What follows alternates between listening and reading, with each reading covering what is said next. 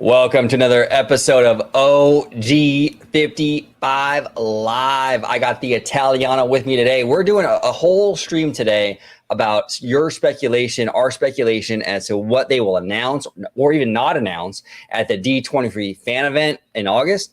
We're also going to break down Disneyland Forward and kind of go over your speculation, everybody at home, and ours too, in regards to what might be coming with that 40-year project, but we'll focus mostly, I think, on the first 10 years, well, one step at a time. But hey, we're looking forward to a great conversation with everybody. Welcome to another episode of OG55 Live.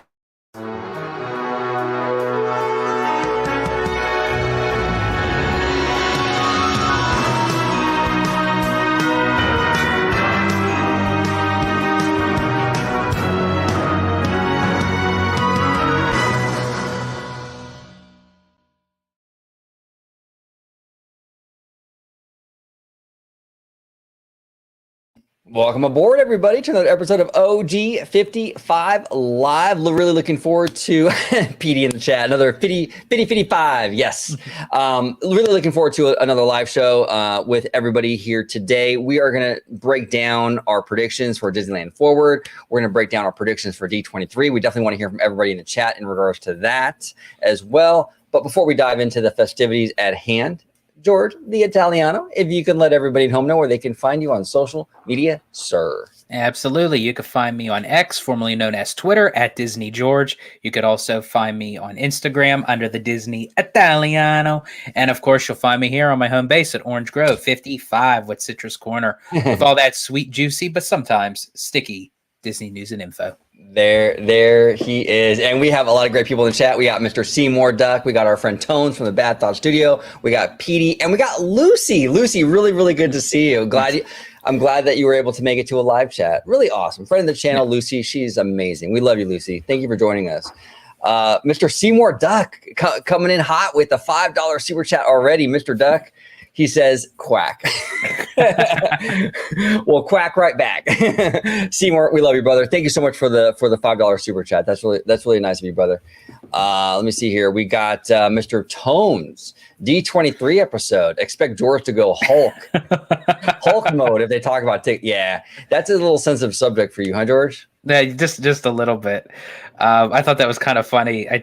Tones put on Twitter when also good friend and friend of the channel, Lucas, we were talking about D23 because he posted his whole apparel and everything, and Tones posted this gift thing of like this guy just like wanting to pull his hair out and conning the wall, and he was like that's George and OG, and it's like it might be a little bit of OG. I think honestly, you're okay with it. I would think that was like more of me. Yeah, I was trying to talk George down like that day, you know. I was like on the phone, hey bro, it's okay, dude. If you don't get tickets, don't get tickets, you know. It's gonna be okay. But yeah, that was it was not funny at the time because you were really stressed out. Yeah. But in hindsight now it's funny. Looking back, it's funny. Yeah. Yeah. And then we got girly nerd Marianne in the chat. Happy Saturday, gentlemen. Looking good, cuties. Thank you so much. Thank you so much. So let's dive into this. And we really want to hear from everybody in the chat as well in regards to this. Let's start with D23. Okay, let's trigger George early. So George, D23, the ultimate fan event now, right? It's no longer the expo. Correct. Let's break down because we've talked about it a lot on the show, right? Yes. Josh D'Amaro needs to come. He needs to do like a full Kevin Feige on that stage. He needs to get fans pumped. He needs to announce big things that are greenlit, you know, concrete stuff. What do you think? We'll start off with the most likely. We'll start off with Disneyland. What's the most likely announcements you think we're going to hear on that stage from Josh for Disneyland Resort? So right now, and I had touched upon this with our last video that we did with Danny from Five Fires. Shout out to Danny. And of course, Mondo. They do phenomenal work at Five Fires. But anyway, Josh D'Amaro put himself kind of in this predicament that right now would probably be the best time because since Disneyland Forward got greenlit, this would be the time to say, you know what, this is what we could be doing. This is maybe we could be doing this, depending on how we do these rezoning, and the changing of the parking lots into theme park expansion pads or what have you. I think fans would have appreciated that more. But since he decided to do that a little bit early, guess what? He does that now for the third time. Yeah. And especially with his name, his reputation, and his job on the line, and also even being a running contender for CEO up against Dana Walden, he has to trudge those waters very carefully. And he can't disappoint. He can't disappoint because you don't want all the headlines that Josh D'Amaro doesn't impress at the expo. He doesn't want that more now than ever because, like you said, George, he's on that short list to be CEO. He needs to hit a home run. Absolutely. Exactly. Now to your question, speaking of Disneyland Forward, now this is where it's going to get kind of iffy, kind of controversial, and I don't know if everyone's going to kind of agree with me because I could be wrong. Yeah.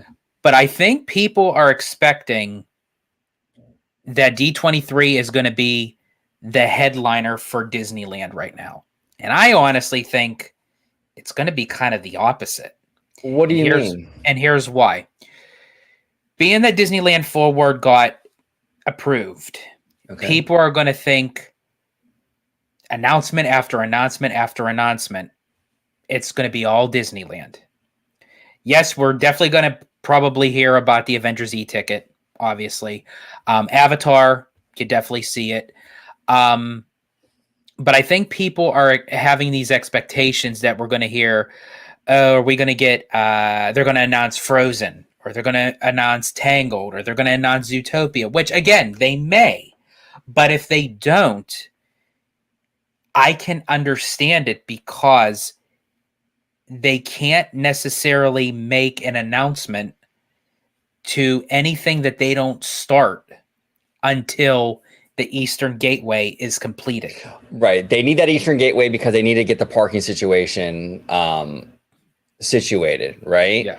And we know from the Pixar parking structure that they did in the lead up to Galaxy's Edge in 2019. It took about 2 years for that structure. And this, I think, might even take a little longer because it's a little more involved than that one because you're building a pedestrian bridge over Harbor Boulevard and all that stuff. So you're right. Yeah, you're right. And see, here's the thing. I agree with you. I think the surest bets right now for D23 for Disneyland, you're looking at the Avengers e-ticket, which Tones said in the chat. I agree that with both of you gentlemen, I think they're going to announce that because we're hearing from sources and rumblings that that's actually further along. I think even Danny from Five Fire said that on today's show, where he was hearing the same thing. So yeah, it's that we'll probably get an announcement for that. That's been like 5 years in the making, right? They'll probably get an announcement for that. And then I would agree here too with Todd Hensley. And thank you for joining us, Todd. We appreciate you, brother. But Todd Hensley says here, most likely specific Avatar plans. Avatar is a massive franchise for Disney right now. It's $1 billion franchise. Between those two movies, the first movie and The Way of Water, it garnered $4 billion between two movies. That's crazy. So yeah, that's definitely I think. And I mentioned Avatar. Yeah, but I wonder to the degree of how much. I don't necessarily think this D23 we're going to get all those Avatar announcements yet. Okay. I think it's going to be the next one because they'll be further along with Disneyland Forward, and they said the parking structure would be rerouted to theme park expansion pads, the Eastern Gateway. They said all that should take about 3 to 4 years, I believe, altogether. The D23 event is every 2 years. So if they make those announcements halfway through the Eastern Gateway project, then that's more than enough time to make those big, bold announcements, because then it'll solidify, okay, even though these will be greenlit, I think it's still further down the road because we don't know until they start maneuvering stuff. I actually think we're going to get more in-depth possibly for Zootopia before Avatar. And here's why: because Zootopia would then take the place of Hollywoodland. They don't necessarily have to really reroute any. I mean, they have to make changes, obviously, but they don't really have to do too much where they would have to go beyond the berm, so to speak, of what's already the theme park. The only issue, like, okay, let's say hypothetical, it's Zootopia. They're going to replace Hollywoodland with Zootopia, which is a possibility. They might do that. You know, we don't know. They're really they seem pretty bullish on Zootopia. They might do that. The only thing though is it might involve Disneyland Forward, because if they extend Hollywoodland out into, or Zootopia out into that bus load area, then it would impact it. And you might need that, because if they're going to build that ride, that's a pretty significant attraction building. So that's interesting, man. That's interesting. But you don't think any big Avatar stuff this time around? You think they're going to wait until the next expo for that stuff? I think, and as I said, I could be wrong. I think they'll mention Avatar, but I don't know to how much information that actually give us. Because again, if Avatar is going to be due either in the possible third gate or in the Simba parking lot, neither one of those decisions can be done until everything is completed with the Eastern Gateway. Yeah, you need to replace the parking before you start digging up those parking lots. Absolutely.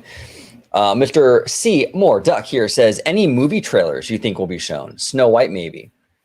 Well, yeah, I mean, they're going to have to start giving us some stuff on Snow White, I think. I think that's a definite possibility. There's been rumors that that's been canceled. I don't think that's true. I think they're moving full force with that. Yeah. What are your thoughts? You think we might see Snow White trailer? Or? I mean, it's kind of risky, but I mean, I'm for sure that when I say risky, I mean, because there's just a lot of controversial over it, and I don't know if they would know the expectations of people's reactions to it, but maybe that would be all the more for them to release it, because maybe if they show a decent trailer, you know, it can kind of get people to say, you know what, you know, I'll check it out. I have no interest of seeing it. I mean, even just based off of the still photos, I mean, it looks like a film that was made as like a college assignment, to be honest with you. But I mean, for Disney's sake, I hope it's a success. Yeah. For the worldwide box office, I kind of hope it's a blunder, so Disney would stop making these kind of movies. Well, when you say these kind of movies, you mean like the live action remakes in particular? Yeah. Well, I think, you know, here's the thing too. Like, they're going in for Mufasa, for example, right? That's an interesting take. And even Maleficent, I think, was an interesting take on the live action thing, because you're telling a different story based on existing IP. And I think if they want to still do live action films based on animated characters, animated films, I think they should go that route and do maybe prequels to existing films like Mufasa, maybe do, you know, sequels, maybe do backstories like they do with Maleficent. I think that might be the sure thing. But in terms of like just, you know, beat for beat sort of remaking an animated movie, yeah, I would agree with you. I think it's a little bit unnecessary. Now, we did receive a super chat. Actually, we got a couple super chats. We got Mr. Rick Nick, OG in the Italiano. Appreciate y'all. We appreciate you, Rick. Thank you so much for the super chat. Very kind of you. Yeah, thank you so much. Appreciate that. And we have our friend Kaylee with 2 E's. Kaylee. Thank you so much for joining us, Kaylee, with a $5 super chat, Carl's Jr. and Plaid Shirt Fund. Yeah. Now, Kaylee, not to disappoint, right now I'm not wearing a plaid shirt, obviously, but I did wear a plaid shirt in the video earlier today with Danny from Five Fire. So I had it's plaid shirt season. I had to, you know. So, and there's no Carl's Jr. out here, but Kaylee, you know how I do. Every time I come out on the West Coast, I got to get me some Carl's. Absolutely. Because it's like the last time I was out there, we got a couple Carl Jr. Orders. Oh, we did. Yeah. We did. We made a few runs. It's funny too, because George actually gets a hotel near a Carl, like literally next door to the Carl's Jr. It's hilarious. It's absolutely hilarious. You know, Pennsylvania needs to step it up. They got to give you guys a Carl's Jr. or a Hardee's. Is the same thing, you know, or something. Yeah. In and out Del Taco. It's like, I don't know. You guys get all the good shit. California, that's what I love about California because it's so diverse out here. So if you want Latin food, you want Asian food, like we have great Korean barbecue out here. I agree with my boy Tones. Korean barbecue is like one of my favorite foods. Oh, I love Korean barbecue. Oh, yeah. I can eat that every single day. It's expensive. If I had the money, I could eat it every single day. PD here says, I just had a thought the other day. What if they changed Grizzly River Run at DCA to the big Grizzly Mountain Runaway mine cars from Hong Kong? That's interesting. I mean, that's interesting. I would actually, honestly, PD, I would like them to incorporate the coaster into the river raft ride if they could do that somehow. Maybe have it like kind of go in and out of the mountain along with the raft ride and kind of get two attractions out of one building if they could do that. I mean, I don't know if even like logistically they could. I think that might be the best bet instead of just replacing it, you know? What I would love to see actually, and as we talked about it on a past show, is, you know, incorporate possibly the Country Bears into that, because the raft ride is fun. I enjoy Grizzly River Run, and I think it would be even more fun to kind of hear like the country twang of the Country Bears singing like, while you're going through those rapids. I think it would be funny. Yeah, it'd be cute. Country Bears are cute, and they're actually like we said, they're reimagining them in Florida. From what we understand, the Country Bears are getting the new animatronics, and we all know that when Disney does something, they do it in bulk. You know, it's like Costco; it's cheaper. You know, so if they're already in there doing these, right? That's great. That's like one of the best analogies is to describe Disney's strategy to a Costco buy one get one. Yeah, exactly. You know, you buy it in bulk, right? So I mean, if they're already building these new bears over for Magic Kingdom, why not build a couple more for California, and you can put them into Grizzly River, add that music, and that would elevate Grizzly River Run quite a bit, actually, like as a top tier attraction. And honestly,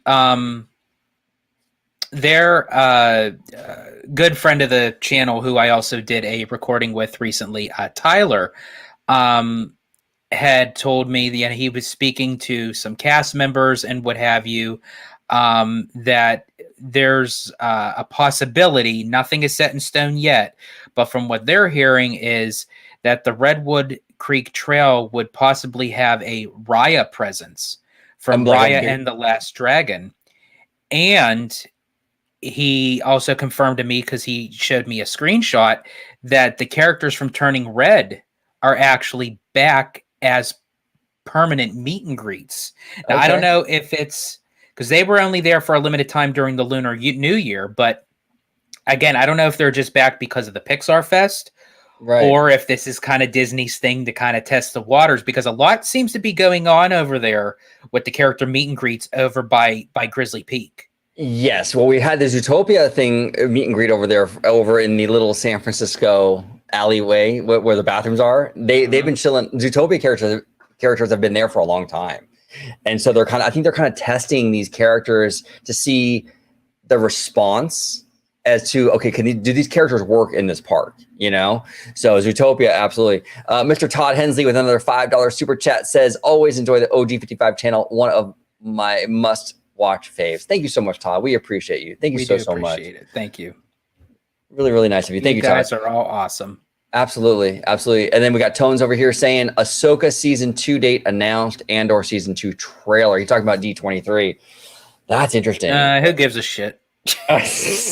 You're not a big Star Wars guy. I'm excited. I actually really see. I love both, but I honestly, and Jay is going to kill me for this, but I liked Ahsoka more than I liked Andor. But I liked Andor as well. See, and speaking of Jay, honestly, I'm kind of with him at this point. I know I just got done going to a Star Wars event, but are you Star Wars out? I'm kind of getting a little bit Star Wars out. I just feel like that they need the content, but I feel like that they're trying so hard that it's like I'm so sick and tired of sitting there with like a paper and pen trying to like decode this shit. Well, that's fair. I mean, that's fair because it's kind of like sometimes you need to get back to basics and kind of make it a little more digestible for the normies who maybe don't follow every single animated show and the whole Filoni-verse. Make something that's just a little more digestible for the normies. Yeah, that's fair. Now, The Mandalorian and Grogu, I'm very, very Excited. in depth excited for. Yeah. Good. Yeah, that's gonna be I think that's gonna be a great movie. And how could you not love Grogu? Come on, you know what I'm saying? He's Grogu. PD here says the vehicle for Peter Pan in Tokyo could be the car for Avengers. Yeah, we speculated on that. PD, assuming that's still the ride system though, because this thing has changed ride systems I think 2 or 3 times now. The concept art that we saw that looked like the Peter Pan vehicle. This thing changes ride vehicles the same amount that I change my boxers. Well, hopefully that's a lot. Yeah. No, but hopefully that's a lot. No, but you know what I'm saying? I mean, that concept art was released during the Chapek era at D23. I think it was 2 years ago, you know? I mean, for all we know, that's no longer even a thing, you know? The King Thanos concept might not even be a thing. We don't even know at this point. So yeah, because when they made that announcement at Destination D23, they only mentioned the kind of ride vehicle that it's supposed to be land and then it's supposed to take you into flight, but they never touched upon any more of the storyline of what characters are going to be involved, what's the threat, what's the overall, goal, so to speak. Right. Exactly. So it's interesting. We'll have to see how that whole thing pans out, but Avengers Campus needs a big ride. They need a big e-ticket. We got to get that. We got to get that Avengers ride in there.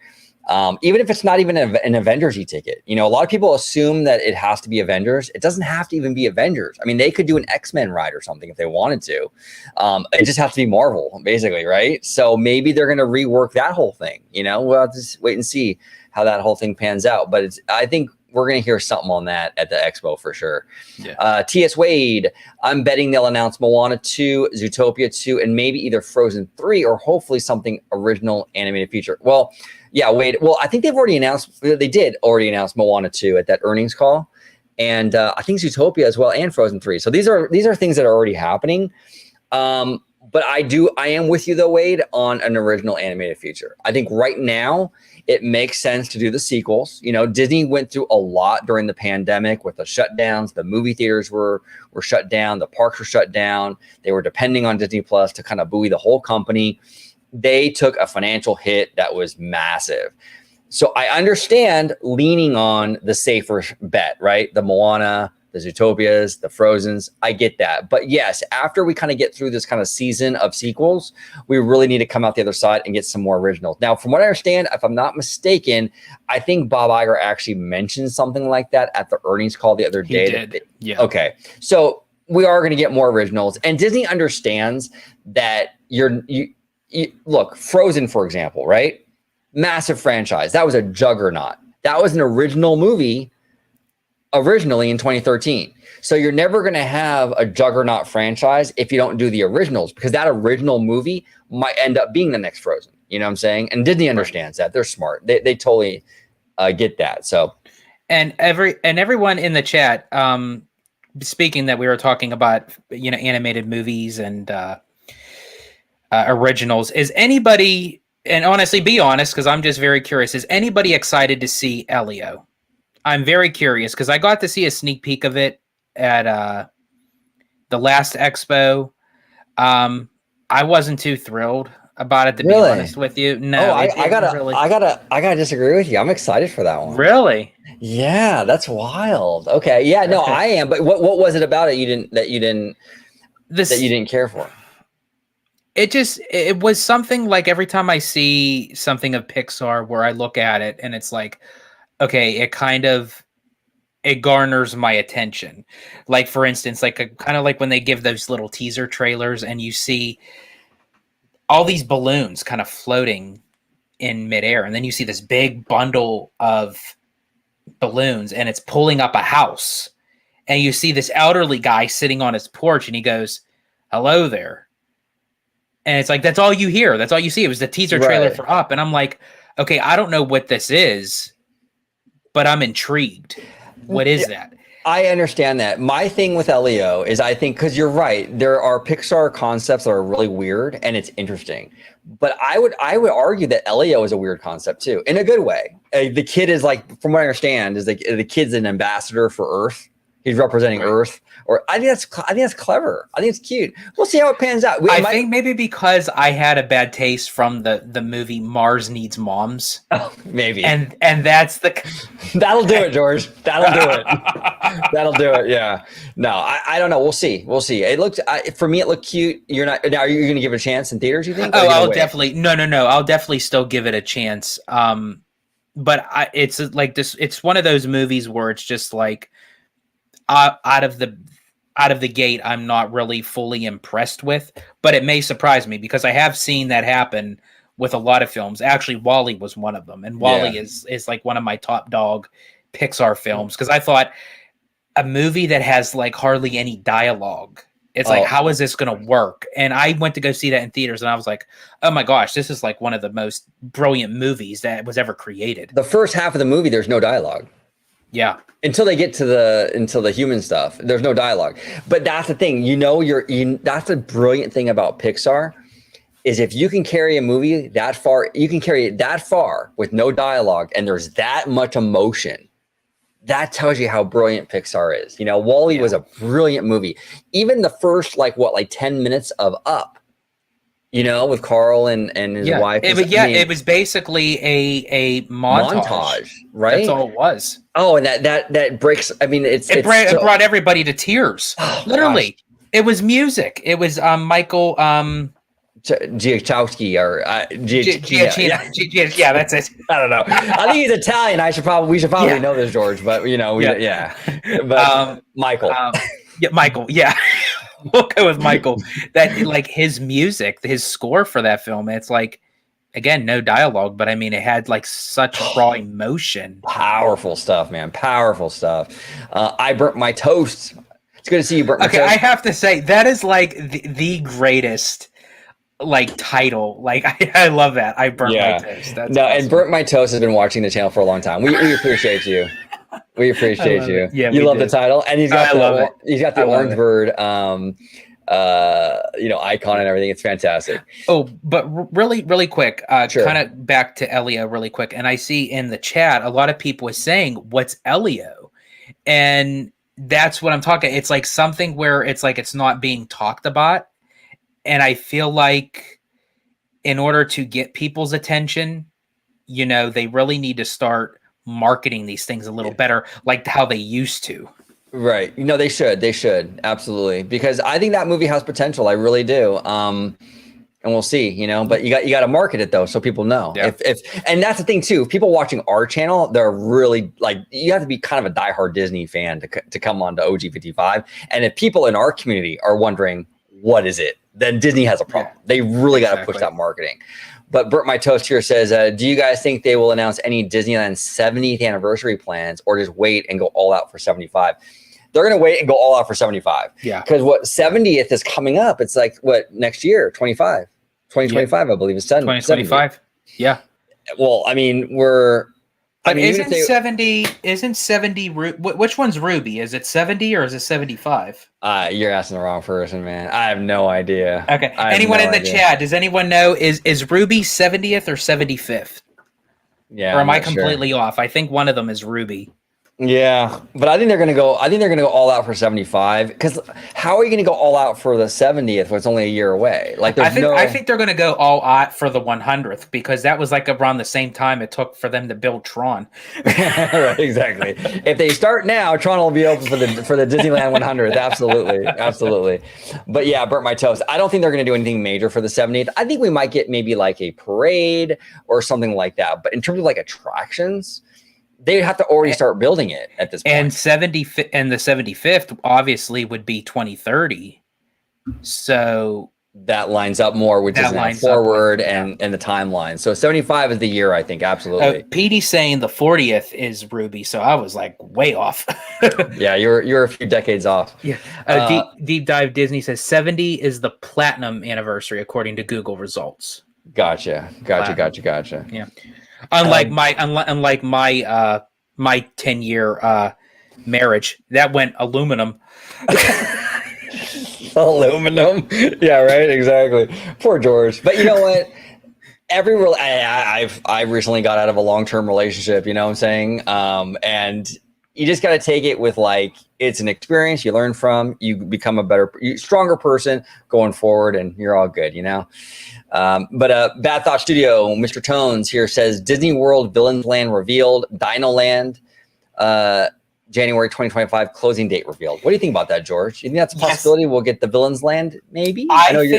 I think honestly, believe it or not, and I know I keep on saying this because Disneyland does need the love from these expos or D23 events because they haven't been getting it. But I think right now, Disney World still may be a little bit ahead of Disneyland during this D23 because they don't need to do any kind of rerouting that Disneyland has to. I think actually Tones is right. I think that obviously they're going to mention what's going to go on with Dino Land. Right. I think they're going to touch upon Beyond Big Thunder, which I feel like is going to include Villains Land. I think they're going to make an announcement of a change to the animation courtyard at Hollywood Studios. Really? Yeah. That's surprising. Okay. Yeah. I think honestly that whole section needs to happen. Because it's like, it's completely, I don't even know why they even call it animation courtyard anymore. It's the launch bay, the new Little Mermaid show, which they didn't even make an announcement date of when it's opening. Are we still going to get that? Well, here's the thing too. What I would do if I was Disney, if you're going to call it the animation courtyard and you have Star Wars launch bay there, then what you should do is you should fill the launch bay with a bunch of Star Wars animated shows. You know what I'm saying? You put like the Filoni stuff in there because then you have it's Star Wars, but then you have the animation end of it. And we got a super chat. Go ahead and give me one second. Oh my, Cliffix! Oh my gosh, Cliffix! Extremely generous of you. Wow. Thank you so much. We appreciate that. We really do appreciate it, Cliffix. And actually, I was having this conversation with OG earlier because we were talking about certain topics of what we could talk about, and I couldn't remember what the other topic was, but you actually just solved it. This was it. Cliffix, really, I mean, that's incredibly generous of you. Thank you so much. We appreciate all your support.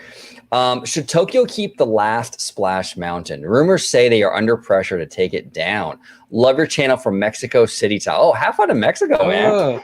I'm jealous. Tequila. Yes. And amazing food and everything. I'm jealous, man. You have some room over there at your hotel. You can eat for two Italians. We can come over and hang out with you. but what do you think, George? Look.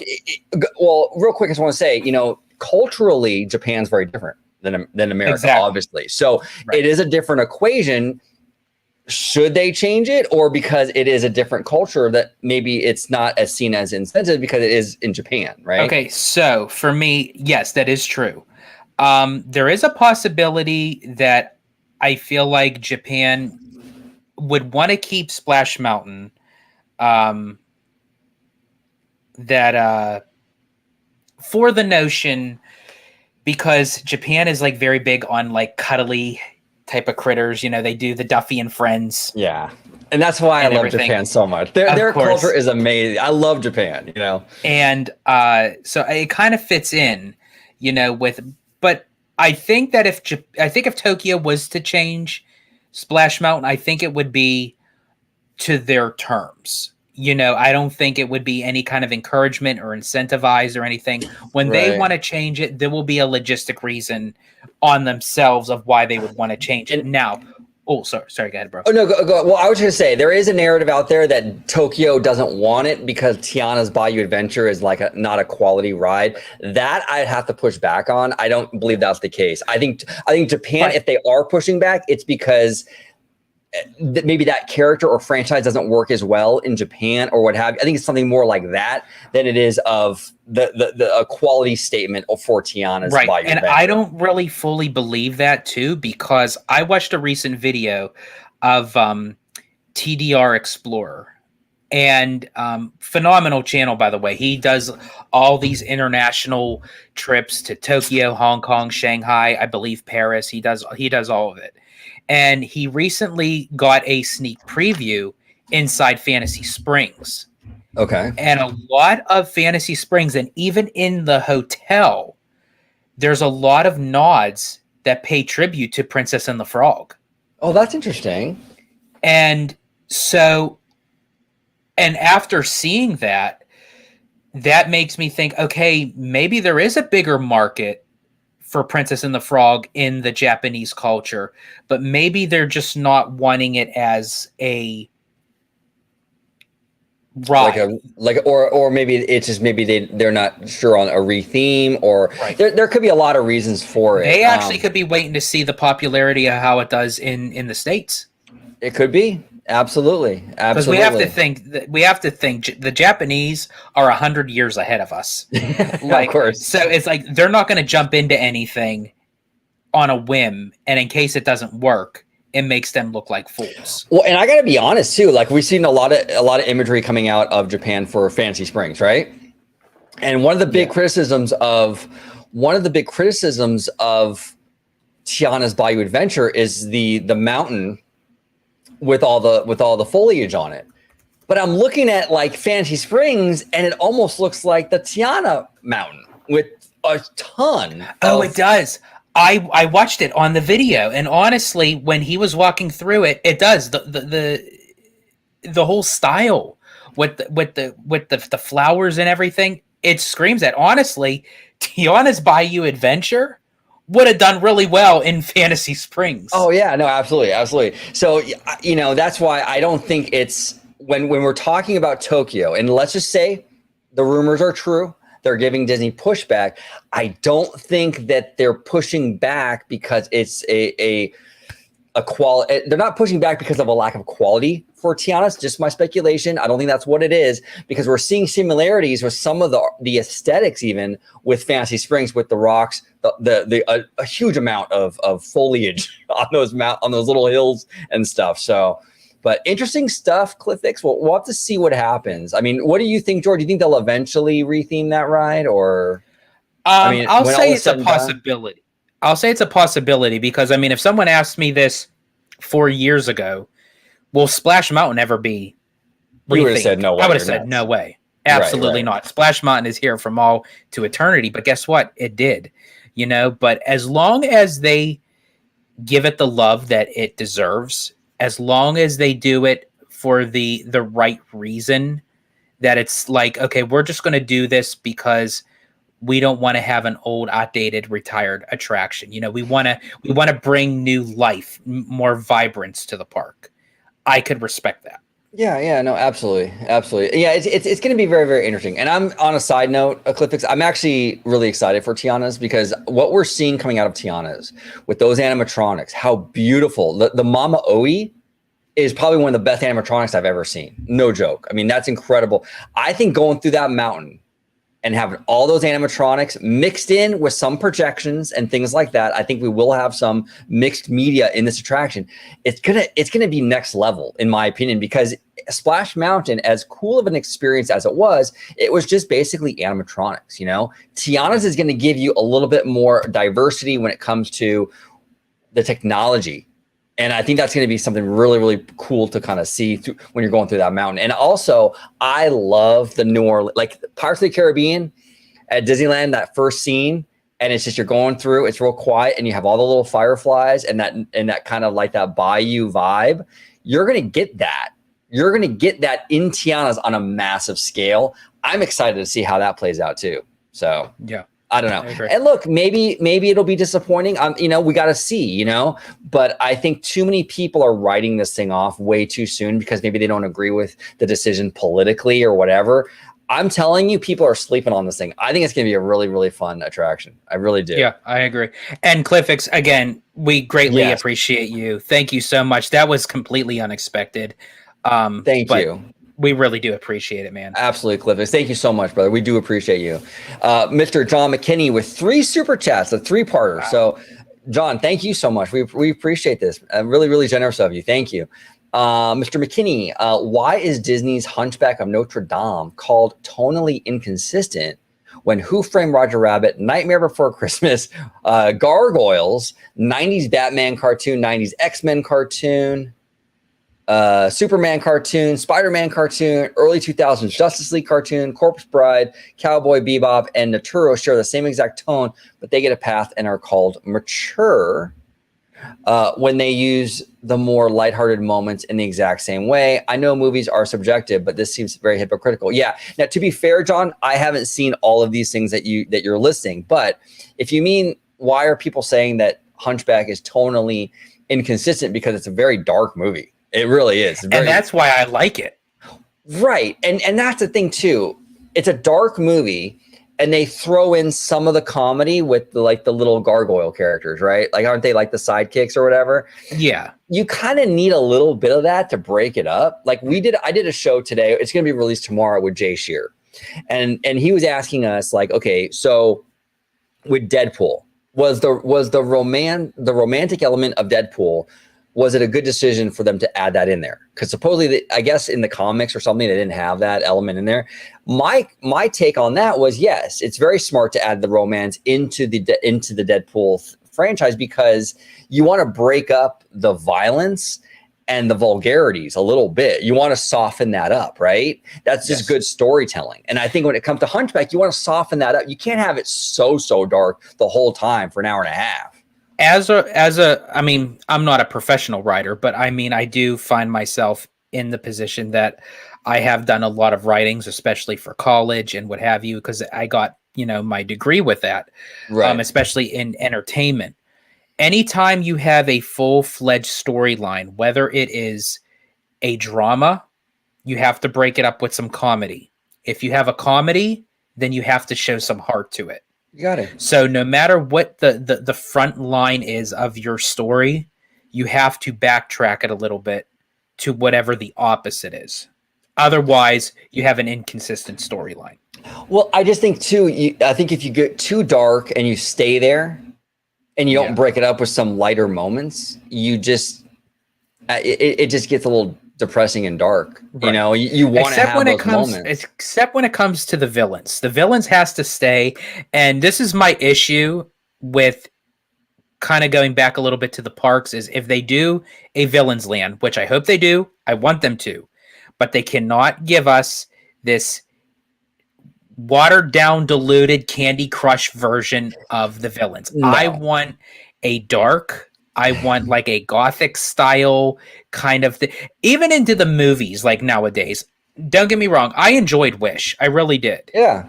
I think it's a cute movie. Full disclosure, I still haven't seen it, but I will. I got to check it out on Disney Plus. So, but my thing is, when it comes to the villain, it's like, okay, you're defeating the villain in song. Okay, like that's okay, but no, like I want to see some like gruesome battling, like teeth knocked out, like. well, that's the thing too, right? Like, yeah, when it comes to, well, I understand what you're saying, absolutely, but like when it comes to Villains Land in Florida, if they build it right, you want to go a twisted Fantasyland route. You want to do kind of what Universal's doing with their dark universe. Or even Wizarding World. I think that aesthetics that Wizarding World has, where it's like, it's magical, absolutely, but there's a darkness to it though. It's not like you were saying, George, like this kind of like this overly sugary fantasy thing. It's a very darker version of magic. And I think that's the kind of route you should be taking when it comes to Villains Land. Yeah. Lucy, our friend Lucy, it's really good to see you in the chat. Really, yeah, so really glad good. You're able to join the live. Absolutely. We love everybody, but it's always nice to see more people, absolutely, part of the community come in and join the conversation. It's always a good time. Lucy's a friend of the channel. We do appreciate you, Lucy. She's here, says, could we see a Tomorrowland announcement with Autopia going green in the next couple of years? Could we anticipate more retheme stuff? See, this is the thing, Lucy. That's a great question, because a lot of people are speculating, with Autopia getting electric cars. Are they going to reimagine? Are they going to stop there? Are they just going to give us the electric cars? Or are they going to reimagine maybe the whole attraction, the track layout, all that? Are they going to go even further beyond that? And sort of, if this is going to be part of a bigger Tomorrowland thing? Now, here's my take on it, Lucy. I want this so bad. I want them to give us a brand new Tomorrowland. I have doubts, though, that we're going to get that, unfortunately. I think it feels like, from what we're hearing from Disney, that it's going to be more I think they're really focused on like maybe the Avengers ride, bringing Avatar into the mix. I feel like Tomorrowland isn't like their priority right now. Now, I will say, I hope I'm wrong. I hope that Josh D'Amaro gets on that stage. We're getting electric car vehicles. They're revamping the land. We're bringing back the people mover. We're going big. I want that so bad, Lucy. Unfortunately, just from what I'm seeing and the rumors and kind of like, what's out there right now and kind of like the community and the fan community, it doesn't feel like Tomorrowland is a priority. But here is the caveat to that. Every D23 for the past, I don't know how long. Okay, like decade probably. Especially the last one. The last one, everyone thought we were going to get it for sure. Right. We got a lot of Tomorrowland rumors, and last Expo was really heavy with the Tomorrowland rumors, and it never happens. So my thing is, it's like a reverse thing maybe, because this year we're not getting any rumors of it, so maybe it will happen. Because when the rumors are there, we never get it. So maybe with no rumors, we'll get it. You know what I'm saying? I don't know. We'll see. But Lucy, again, thank you so much for joining the chat. We do appreciate you. Really quick, I just have something to say on that. With the Tomorrowland, I feel, again, we had this conversation with Danny too. So I personally feel like, again, Disneyland kind of is going to go through a period of dead air, so to speak. And it has to happen. So everyone just kind of be patient with it, because I don't necessarily think they're going to touch a major project by closing down all of Tomorrowland, because let's face it, most of it to all of it, because the whole land needs help, So in order for them to do that, they have to offset it with something else. What could that possibly be? Oh, another whole section added into Disneyland that goes into the Stitch cast member parking lot. Okay, well, they can't do that until they get the rezoning of everything and the parking lots open. How do they do that? The Eastern Gateway. So that's going to take some time. So I feel like that they're going to do, small projects for Disneyland. They're going to make the announcements. There's no doubt about it. They're going to make the announcements. But I feel like up until the Eastern Gateway is done, we're not going to see nothing major actually physically being done until all that is completed. Interesting. Okay. So you don't think that they could announce something before that gateway is done? Because it's just parking and a bridge. Right. Like, can't you? Okay. In theory, can't you announce something and then just have the gateway built into the timeline? Or do you feel they won't do that? I don't know if they could do that, because they would still have to have the parking structures built in order to release the parking lots. No, well, what I mean is that, okay, for example, what I mean is like, okay, so let's say they announce, I don't know, Zootopia. Are you talking about, okay. Let's say Zootopia, right? Let's say Zootopia, and they're going to push it out into the bus load area. They're going to replace that would work. Oh, yeah, that would work. Because if you're going to put that in there where they're going to push the bus loading area out anyway, and they're already in the mix of doing the Eastern Gateway, right? Yeah, that would work. And then you would just say it's opening. You would add the 2 years for the project of Eastern Gateway project. You would add the 2 years to the timeline for the overall project. That's where I see Zootopia happening before Avatar. Interesting. Well, we'll see. It's going to be interesting. And we will be having a watch party.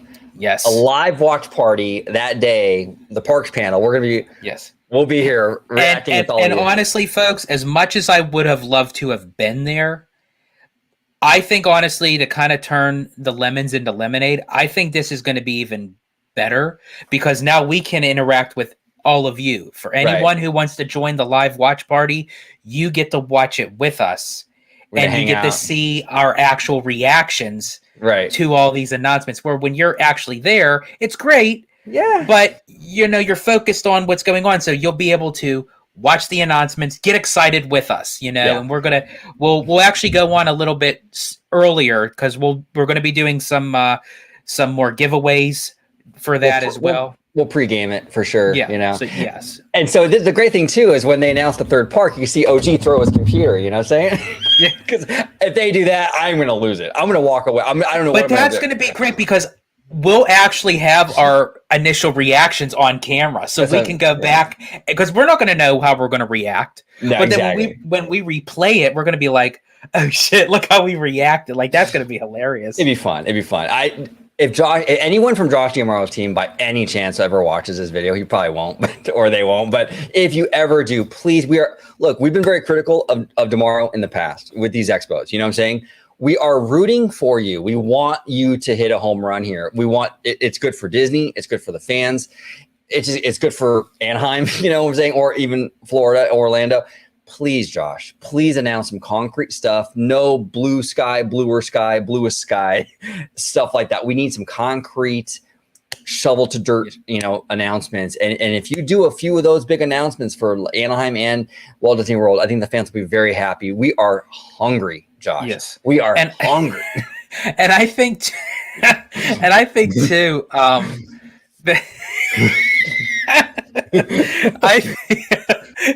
the passion. We are hungry. That for DCA, again, it would also tie into with Zootopia.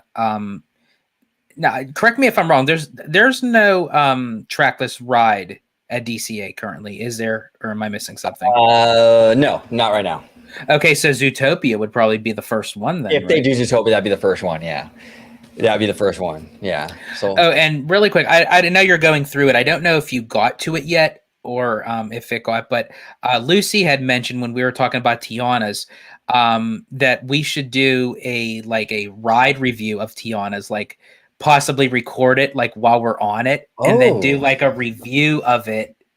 We'll do afterwards. That. It's a fantastic idea, Lucy. Yeah, I haven't gotten down that far yet, but I think that would be fantastic. I would love to do that. Yeah, we'll keep that in mind. We'll definitely do that. Yeah, absolutely. Mr. Todd Hensley here says, I think they talked Avatar up too much already to go silent on it for too long. That's the thing too, is that it's kind of like when every earnings call you bring it up, you know what I'm saying? It's like you're hyping it. I mean, and now we even have art. We even have concept art, you know what I'm saying? They got to give us something though. You can't just drop it like that. I think what they'll do for Avatar, they'll announce the park, assuming, but here's the thing, here's the caveat with Avatar.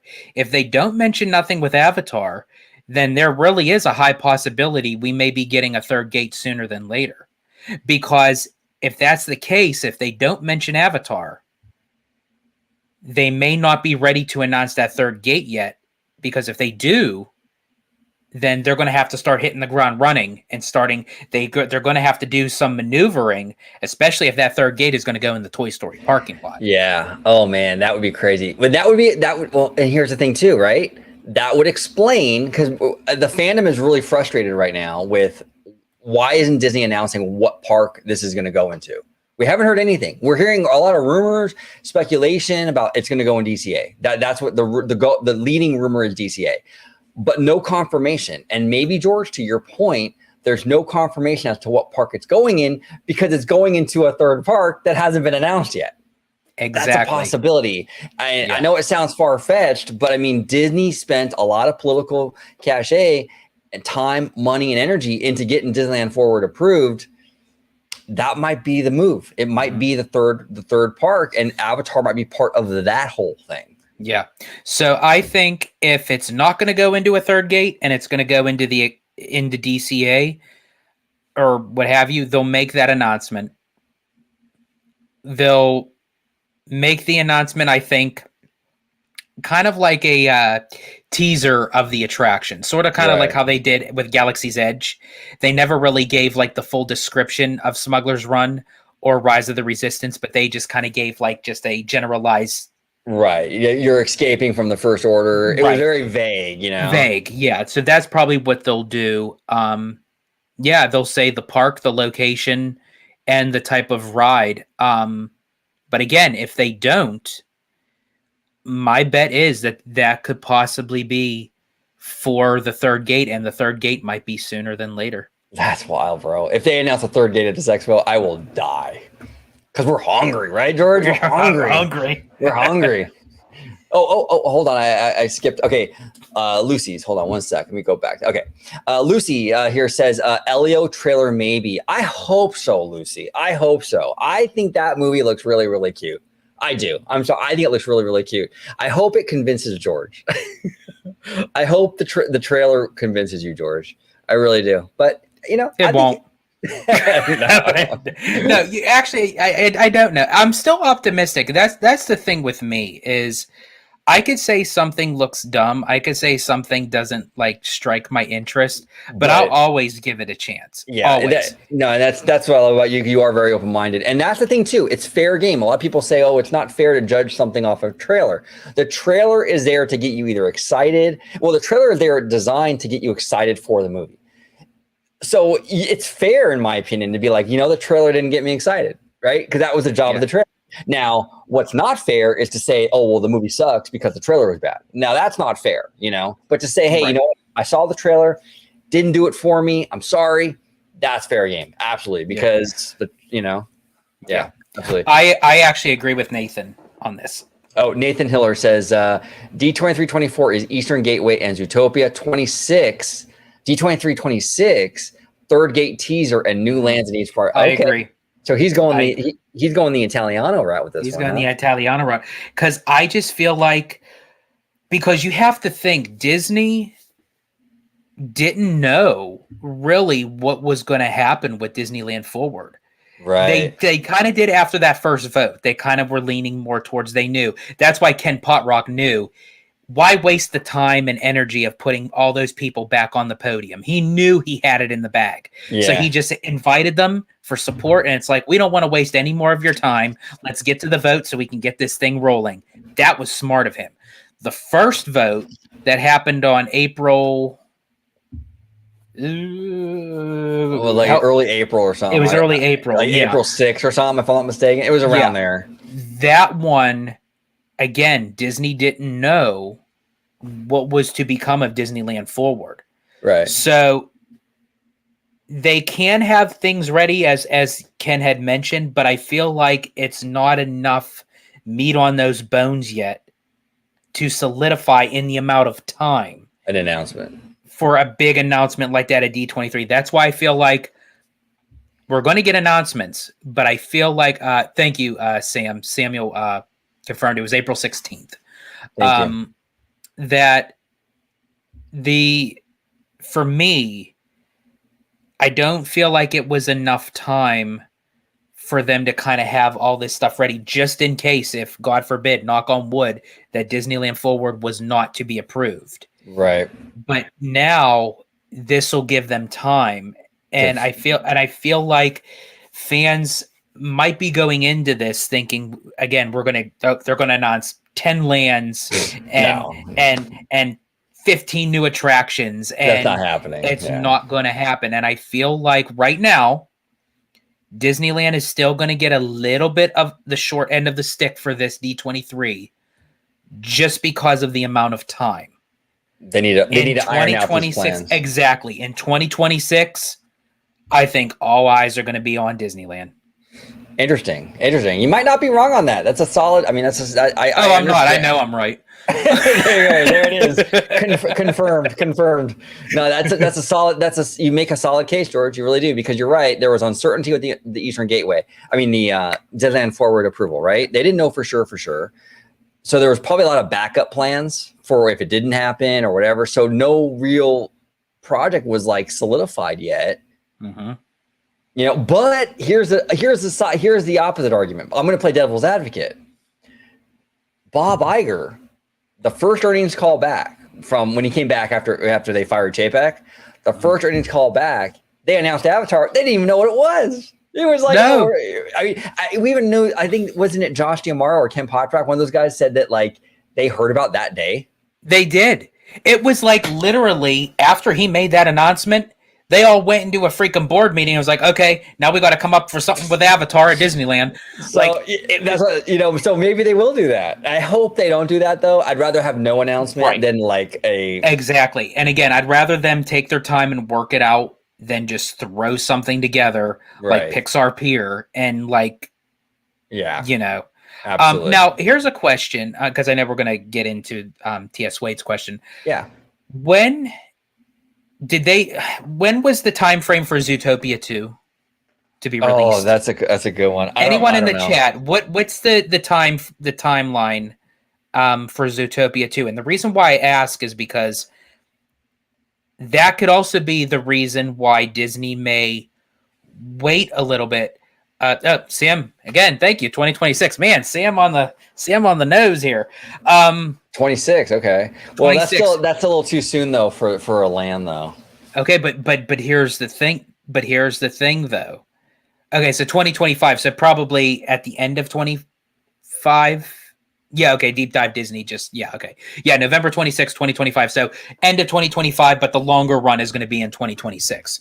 So, but that's what I'm saying. I'm wondering if Disney, especially with all these sequels to these big IP films that did so well, could Disney want to wait and see the outcome for Zootopia 2? Not for the numbers at the box office, but maybe because there's something in Zootopia 2 that they can add to the land to kind of separate it from Shanghai's. That's possible. We might get a version of Zootopia that isn't the same as the one that they have in Shanghai, in China. Yeah, that's a great point. Look at George coming with the good points. That's a great point actually, because if that movie's coming out, 2025, right? End of 5, and then the longer run probably into early 2026. See, that's not too long from now, though. We're already like halfway through. And 2026 is Expo. The next D23. There you go. Exactly. Mr. Wade here says, T.S. Wade, I agree they need to end the live action remakes. Yeah, I mean, I'm not like a absolutist when it comes to that. Like, I don't think they need to look, what I think they need to do is get a little more creative with how they do this stuff, right? George right there, he's playing a movie behind him, Treasure Planet. That movie flopped. That movie died a dog's death at the box office, okay? And I love that movie. I absolutely loved it. I think it's brilliant. But that's the kind of movie that they should be remaking and giving a second chance to. That movie would translate beautifully in live action. I mean, gorgeously. You could have almost, if that movie did well, you could have another basically Pirates of the Caribbean-like franchise on your hands. Pirates in space, basically, right? That would be incredible. Absolutely incredible. So I'm not against live action remakes. I think they're just picking movies. It's like, I don't know. I think their decisions on what movies they're doing is the wrong decision. I also think it's better to, instead of beat for beat remakes on a lot of these, maybe do the Mufasa route and tell a different story surrounding an existing IP. So the Mufasa thing, I support that. That's cool because you're telling a different side of the story. We don't know Mufasa's backstory. That's interesting. You know, the first Lion King movie, we knew the whole thing. It was beat for beat like the animated movie. Why am I going to spend money to watch the same movie? You know, Mufasa's different, you know, Maleficent, different. Now, you don't have to like that movie or those movies, but at least it was different. So if they do live action stuff based on older IP, just add a little creativity to it, you know, a little imagination to it, and not just doing the same thing in live action. That's boring. And I think people are getting kind of, you know, fed up with that. I think it's getting a little, what do they say? What's that saying, George? Long in the tooth, I think, or am I saying that? Yeah, that's it. Yeah, it's long in the tooth. Long in the tooth. Kaylee here with 2 E's. When you say Kaylee, you got to do the 2 E's. 2 E's every time. Yes. Jungle Book was a really good live action. I preferred it to the original. That's interesting. I did too, Kaylee. You have exquisite. I did too. Yeah. But with that movie, they added stuff to that movie though. If I'm not mistaken, quite a bit actually. Like that movie was. It was the Jungle Book, but there was a lot added. There was a lot of meat added to those bones, right? It wasn't the same. It wasn't a beat for beat retelling at all. Yeah, and she's right. It was better than the original. And the stylization that Jon Favreau, you know, brought to that. As I said, actually, the Jungle Book was my favorite live action. Of all, it really was. Out of all of them, yeah. Jungle Book was my number one. Yeah, Jon Favreau. Trying to think. Cinderella. Do you like Cinderella? Cinderella was good. I kind of actually enjoyed Aladdin. But I mean, like, who doesn't like to look at Naomi Scott? You know, Right, like, right. I know. She's definitely easy on the eyes. That's for sure. You know what I'm saying? No, I like Aladdin too, though. And that song she did, Speechless, was a banger. That song was a banger. I love that song. I really love that song. Lucy here says, I would love a Country Bears River ride. That classic Disney maximalist design. Yeah, that would be amazing. Amazing. If you add the Country Bears to that ride, you elevate that ride. Like, okay, for example, what would you say Grizzly River Run is right now? Would you say it's a C ticket or a D ticket? I would say a C plus, if I was to be honest, a C plus tip. So you like high C? High C, exactly. Exactly. Yeah, I would agree with you. So, okay, C plus as it stands now. If you add the Country Bears, like Lucy's suggesting, right?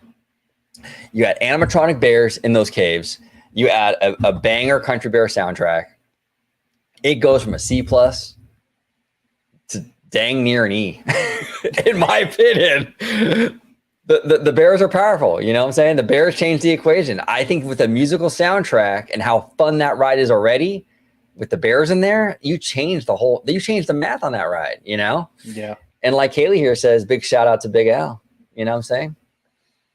Blood on the saddle. Yeah. Is that what he says? I haven't seen that. Our Country Bears has been gone for years. I don't even really remember it, to be honest. Because we didn't see Country Bears when we went down, when I took you down, right? No. Magic Kingdom Day was Magic Kingdom, that was a rough day. And it was hot.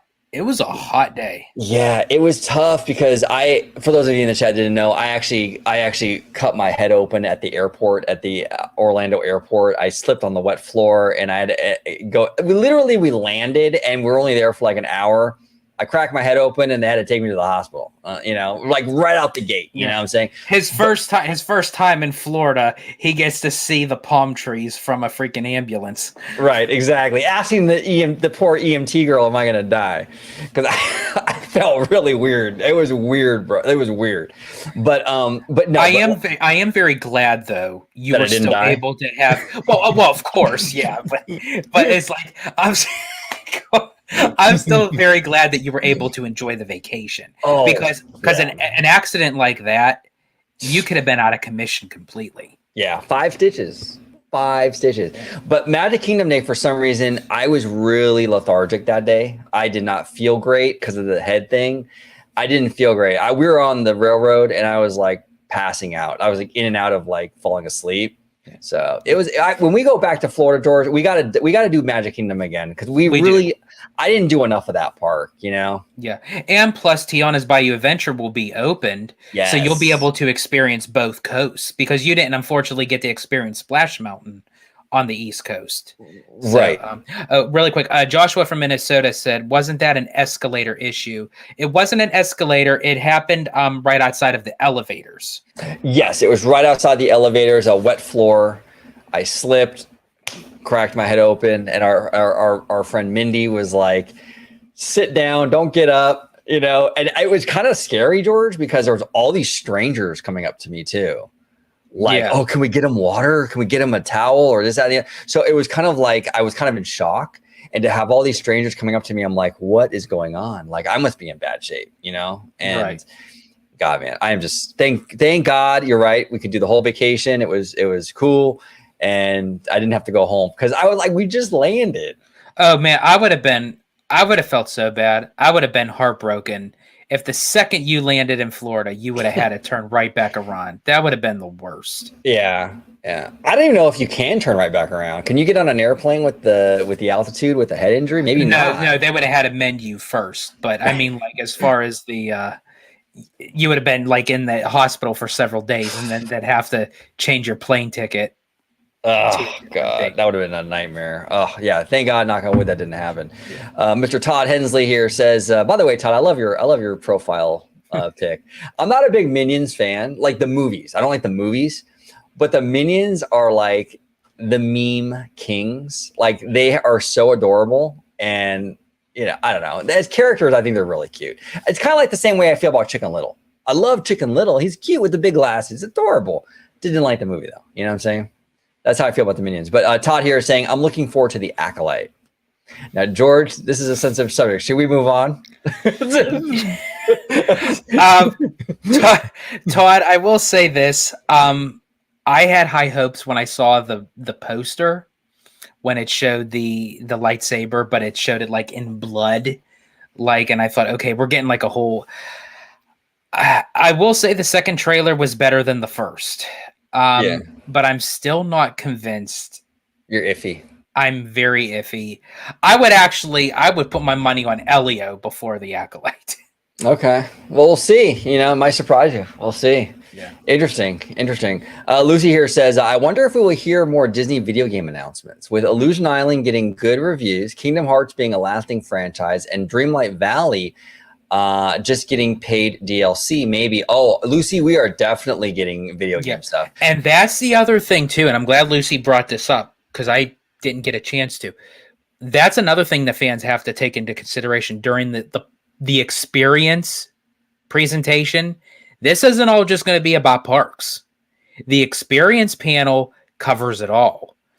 Right. So there's going to be segments where they're going to be talking about video games. It's not all going to be about parks. So they spent a pretty penny on Epic Games. Now, they didn't buy Epic Games, but they bought a stake in Epic Games, a sizable stake. And from what I'm hearing, that stake might even go up soon.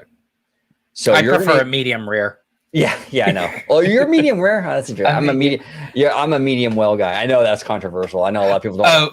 No. See, that's my norm. I prefer, honestly, my steaks raw. I prefer them still mooing. Oh, man. See, I can't do that. And look, you're way more in line with the majority. Most people like it medium rare. It's too pink for me. I don't know, man.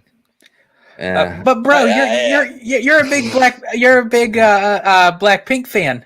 No, that's true, right? Yeah, that's true. I am. Yeah. So you like some sort of pink? I like Blackpink, absolutely.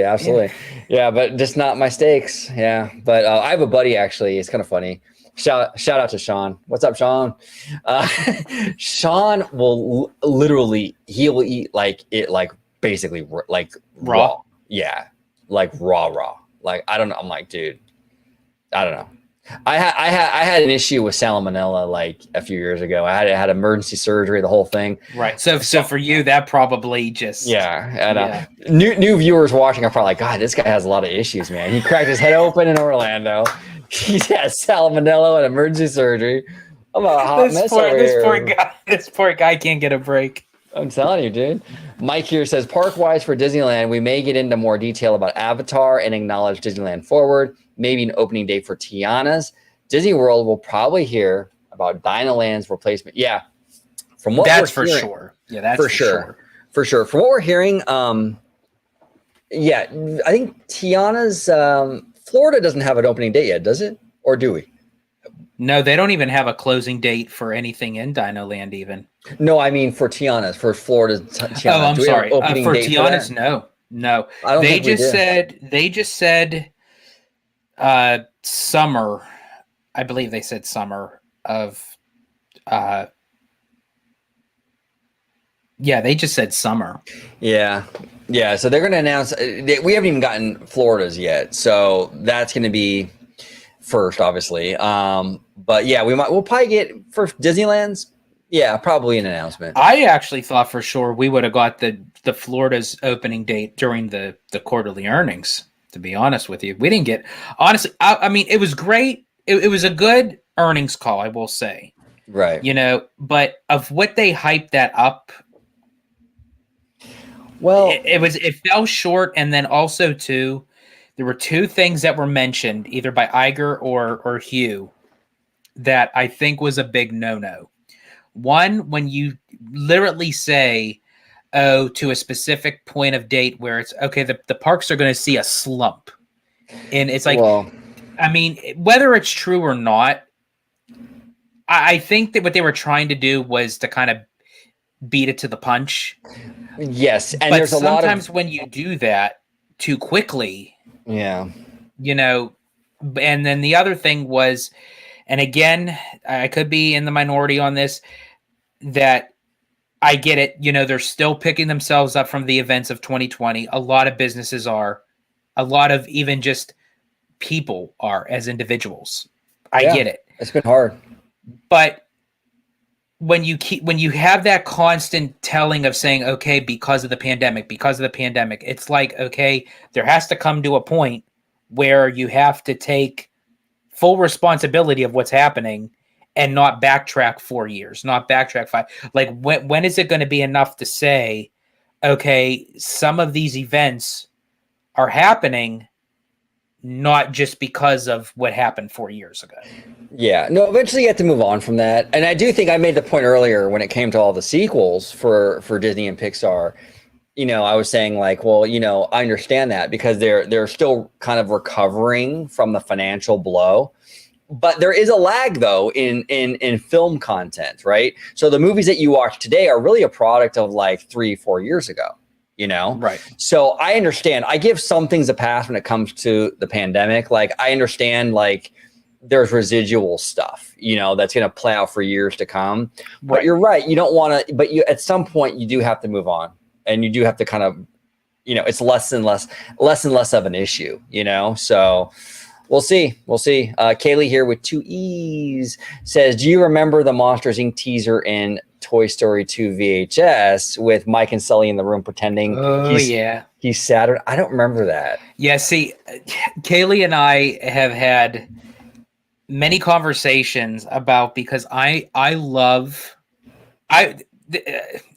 weird this way, but I don't care. So I literally go on YouTube and I will go back and watch previews. Now, when I say previews, I mean the whole spiel of a preview from a specific VHS tape, because it takes me back to that time era. And I remember having this conversation with Kaylee, and actually the Toy Story 2 VHS was one of my favorite VHS tapes that had previews because of the Monsters Inc. teaser trailer. When Mike and Sully came out of the closet and they're kind of like bantering back and forth and what have you. The second one of that VHS tape was actually the introduction to DCA. Oh, wow. Yeah. So, and then there was also a Monsters Inc. and then Emperor's New Groove preview, which actually is my favorite Disney movie in the early 2000s era. Yeah, interesting. Well, you know, you're not too weird. Well, you're weird. Okay, move it this way. You're weird. If you were to tell a normie that, like, you watched the old preview stuff, they go, "Oh, George." They would be committing me to Bellevue. Right. But amongst us all here, nah, you're not weird, because I am the same way. I love that stuff. I love the nostalgia and that classic.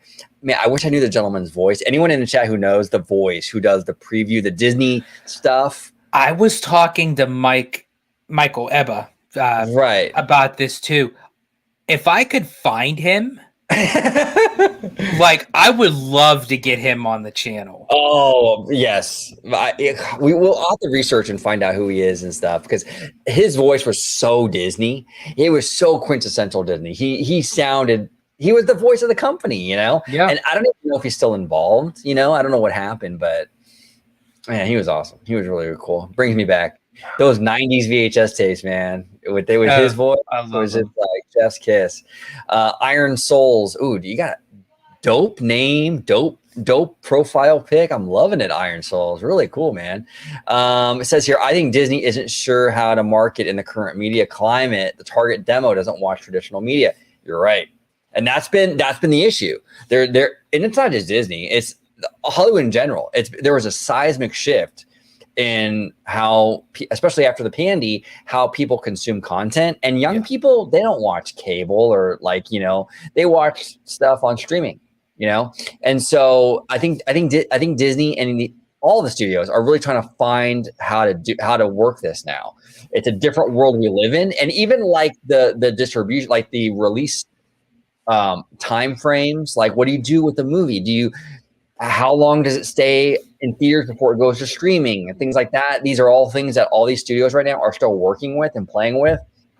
So it's definitely a test and adjust period. Now, will they get through it? Absolutely. Just like the music industry eventually got over the iTunes and all that stuff. Eventually they'll figure a way around it. They'll get that when the dust settles, they'll figure it out. But it's tough right now. I tell you, they're really, So. Oh, and welcome in Starship to the party. Glad to see you. And if you can, not right now, you don't have to do it right now, but definitely don't forget to message me your address so I could send out your items that you had won for the giveaway. Yeah, please. Is easy to shoot him a DM on Twitter or X or whatever it's called now. Yeah.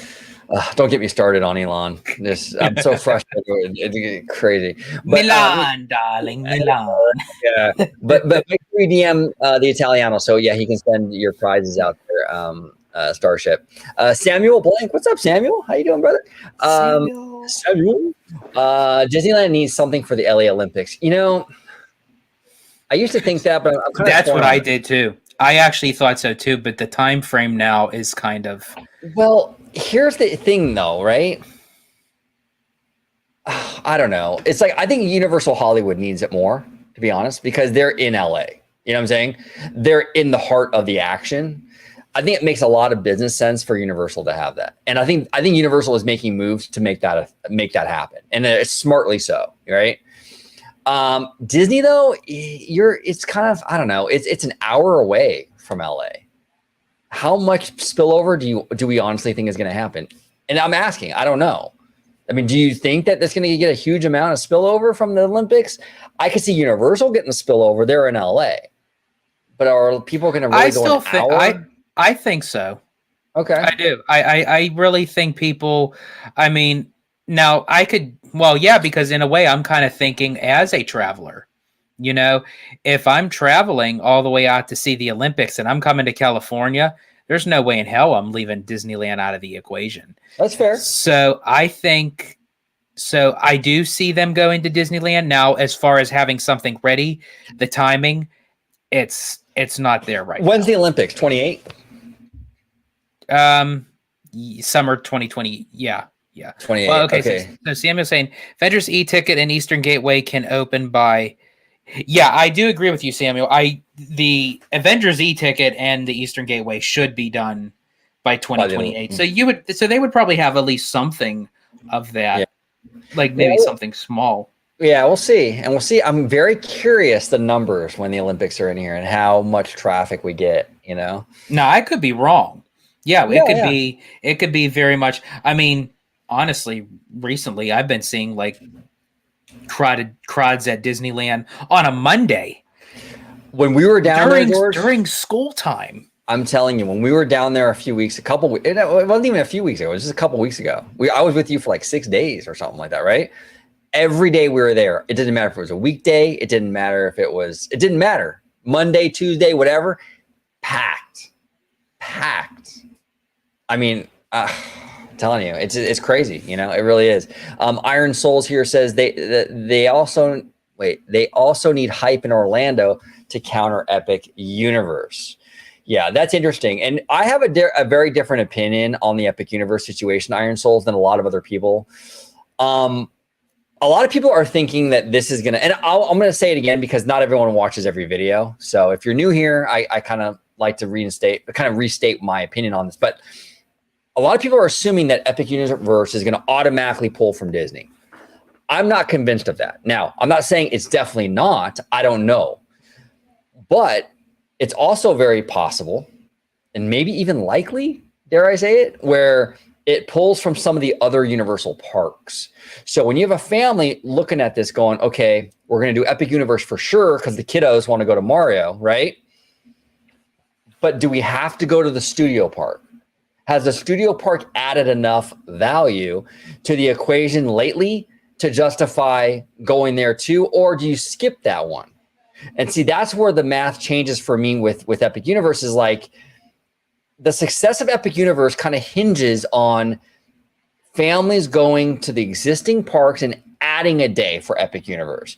If they're going to Epic Universe and skipping one of the other two, the success is in question. You know what I'm saying? And we're seeing a little bit of concern from Universal, from what we're hearing in the rumors, that they've got a lot of stuff kind of lined up for the other two parks after Epic Universe with like Zelda and Pokemon.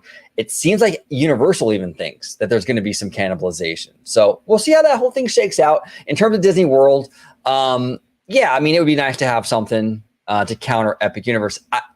Honestly, though, it's a little late for that. I mean, in terms of attractions, I mean, it's only a year away. So, I mean, they missed the boat on that. I know I'm probably going to make you go like out of your order, bro. If you can go to Florentine's comment down below about the Animal Kingdom. Here we go. Yeah, no problem. Yeah. I got you. This I actually find very intriguing. I don't think that they would go this route, but I mean, I think that would have been quite interesting if they would have. So let's see. So Florentine here is saying Animal Kingdom can have Fantasy Springs expansion instead. Have the 3 properties be Jungle Book, Lion King, and Encanto.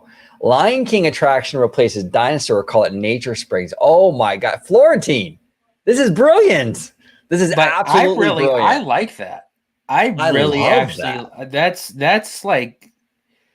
Dang. I do. I really like that a lot. Okay. If anyone from Disney's watching. Yep. And they continue Jungle Book Riverboat ride would be like the Tangled ride, and Encanto like Mystic Manor. That's interesting. And then you would have the Lion King that takes over Dinosaur. It's brilliant. Mic drop. It is a mic drop, brilliant moment. Florentine, that is amazing. You absolutely crushed it with that. Absolutely crushed it. Now, while I'm down here in these comments, I'm going to go back up. But while I'm down here, I see Mike here. It relates to our Olympics conversation. So I thought I would touch upon it. I think Universal will get the lion's share of the spillover for the Olympics. However, I think Disneyland will get a healthy amount of international travelers for the Olympics. I think you're on something with that, Mike. I think you're right, though. I think Universal is going to benefit the most just because of the proximity. But Disneyland might get those internationals. Yeah, that is true, and that's what I was saying about traveling. I think if a lot of people are going to spend a lot of time with traveling over for the Olympics, I mean, I think that they would kind of tie in not even just Disney, but also including Universal as well. I think that's what they're trying to approach, is to kind of bring people out to California and let California be a travel vacationing destination, just like Florida. Right. Exactly. We got it. Yeah. And that's the goal for Disney with Disneyland Resort. They want it to become more of a destination. So they want a third park is almost certainly in the cards at this point. I think everyone kind of agree with that. They want more hotels. They want to bring more international. They want to bring more tourism, Exactly. And really quick before you move on, to what we were talking about, Lucy had put she would love a Tarzan coaster, to be honest. And I thought that was quite interesting because they had Tarzan Rocks, the show, at Animal Kingdom before it became Finding Nemo. And I think it's funny that she mentioned Tarzan and Florentine mentioned Lion King and the Jungle Book, which actually is quite funny because growing up as a kid, there was a Disney on Ice show that was called The 3 Jungle Adventures. And it was based off of those 3 IPs. Wow. See, look at as fans, we're coming up with some great stuff here. You know what I'm saying? Come on, Disney. Come on. There's a lot you can do. A lot that you can do with this park. Amazing. Lucy, great concept.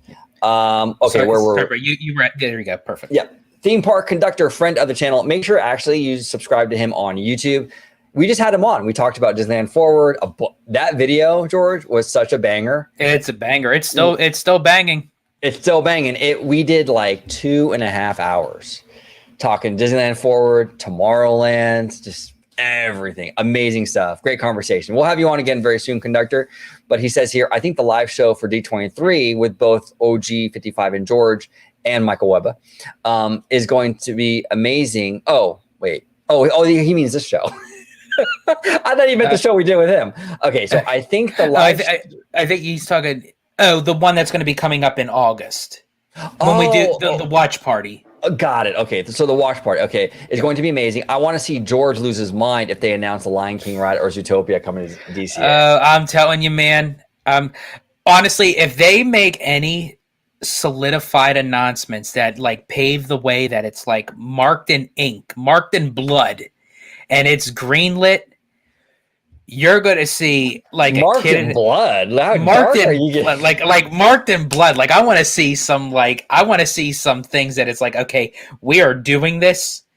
This is good. This is greenlit, and I tell you what, you will see the side of the Italiano that I'll literally I turn into a big kid with that kind of stuff, because that's the way I reacted to past D23 announcements. Like when they made the announcement for Ratatouille coming to Epcot and Guardians of the Galaxy Cosmic Rewind and even Galaxy's Edge, that was such a mic drop moment for Bob Iger, though. Yeah. I mean, I when he came out there and said, "We're not building one, we're building two." But I love how he did it, because he took it away from Chapek's mojo. Because he's like, "I'm not waiting for you to make that announcement at the parks. We're announcing it now at the start of the." And that's why when they announced the Avatar experience, I said it's going to be a land, because you have James Cameron involved. So it it overrides the park division. It's a Burbank mandate. You know what I'm saying? Just like Galaxy's Edge. That wasn't the parks doing. That was Burbank. We just acquired Lucasfilm for billions of dollars. You're making a Star Wars land, whether Chapek wanted to do it or not, whether Stags wanted to do it or not. They were building Star Wars land. And that's why Bob Iger got on that stage and said, we're announcing it, because it was a Burbank thing. You know what I'm saying? It wasn't the parks. They didn't have anything to do with it. It was Iger decided they wanted to build that. And as you said earlier, Iger was the one that mentioned it during the quarterly earnings. So he's not going to mention something or create something out of osmosis and say, yeah, okay, we're going to do a walkthrough experience. It was never going to be that. And you're never, that's what I'm saying. You're never going to have. And even if he did want it that way, Cameron would never allow it. That's what I'm saying. Cameron's he's an ambitious dude. He's an ambitious guy. He's not going to be okay with some kind of pardon the French, half-assed attempt at his franchise. He's going to want to go big. You know what I'm saying? And this Avatar thing, whatever we get, whatever park it goes into, is going to be big. And I love how Starship says, like, everything that we were talking about of just stirring things out. And he goes, that's a great idea, but we know that's not going to happen because it's a good idea. And Starship, that is very true. Kaylee says it all the time. If it makes sense and it's that easy, Disney won't do it. Right. Yeah, exactly. Yeah. Although Kaylee, you do have to give them credit. You do have to give Disney credit for that Big Al statue at DCA. You do have to give them credit for that. That was a good idea. And then Starship said, because I had said Marked, but he said Marked in voodoo magic. Yeah, exactly. And Marianne here, the girly nerd, says, "Are we sure about the 5-year exclusivity for rides at Fantasy Springs? That Tangle ride is literally my dream come true, and I want to come to the US too. Of course, DL4 would take time." Okay, go ahead. Oh no, okay, really quick, because Danny made this a good point when we recorded with him, and it actually made me stop and think. And I thought, oh shit, he's right. Have we gotten anything from Tokyo even beyond the 5 years? Did we really get anything? Honestly, did we get anything from any of? Like, exactly, like anything from the international parks? The only two that I could think of, and anyone in the chat, add more on if I forgot them, was Ratatouille from Disneyland Paris, and Tron from Shanghai. Was there anything else? I can't recall. I can't think of a single thing we got from Tokyo. Not a single thing.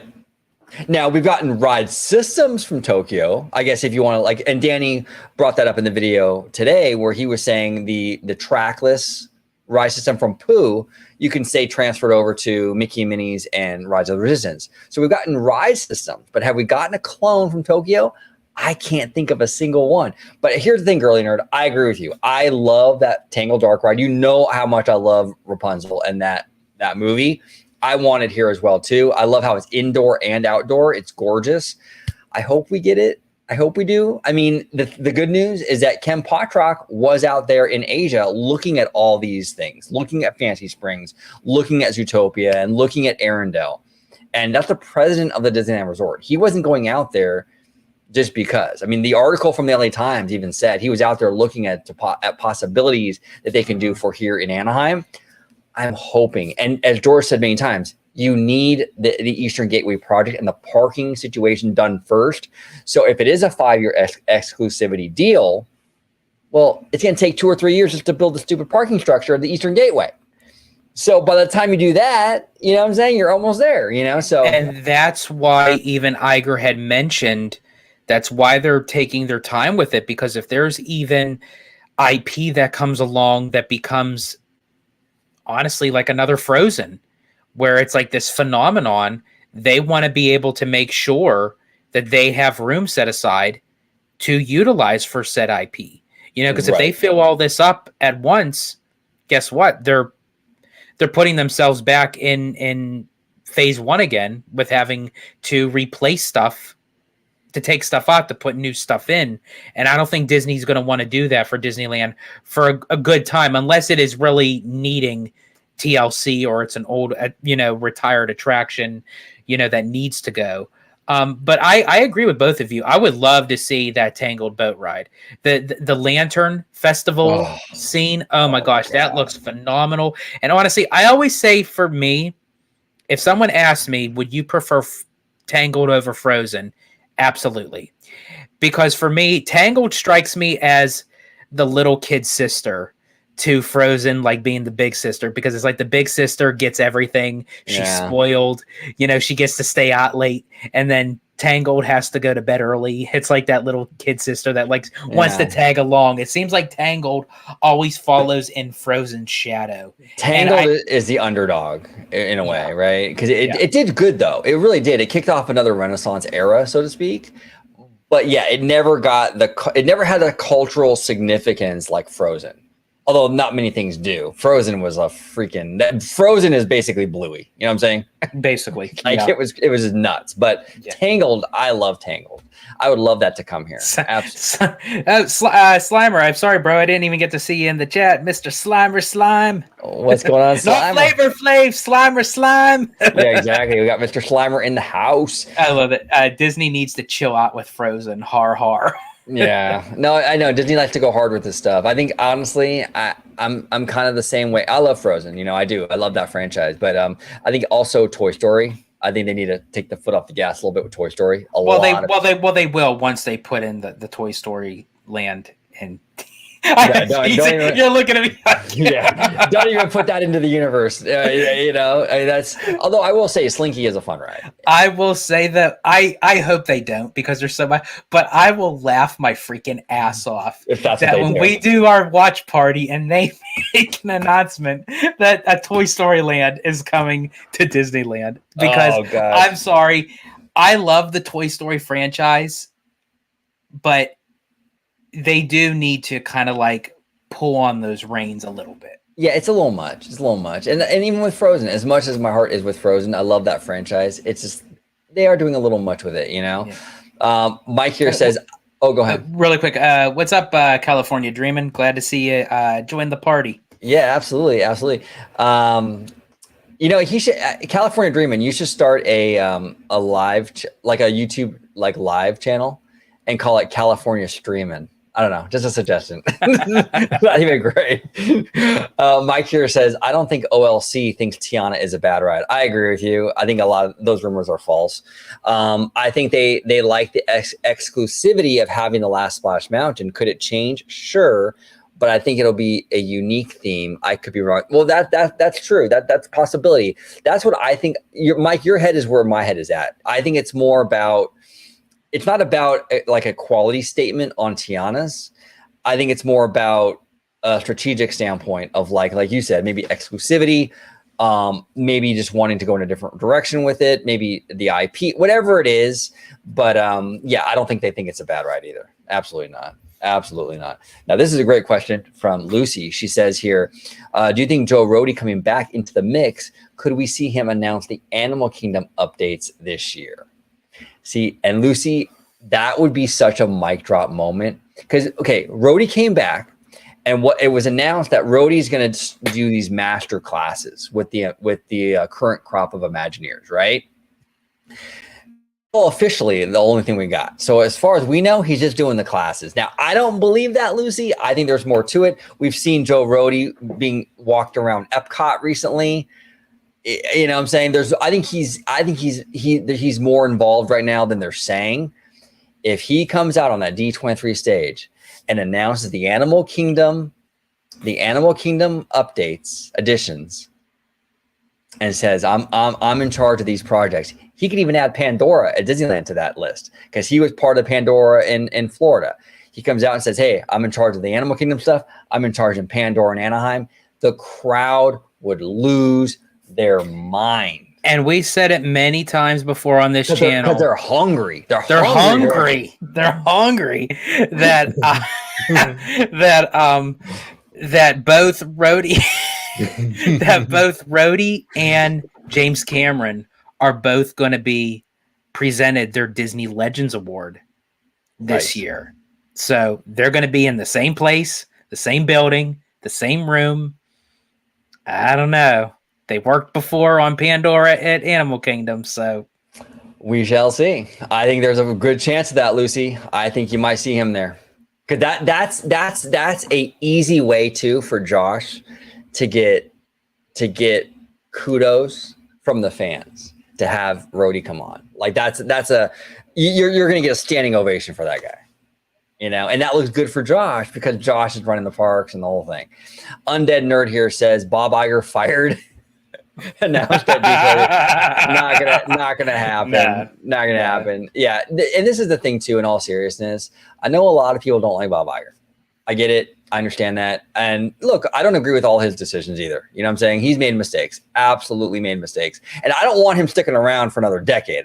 You know, but I think right now you can't fire Bob Chapek a year and a half ago or almost 2 years ago and then fire Bob Iger now. That's too much instability for the company.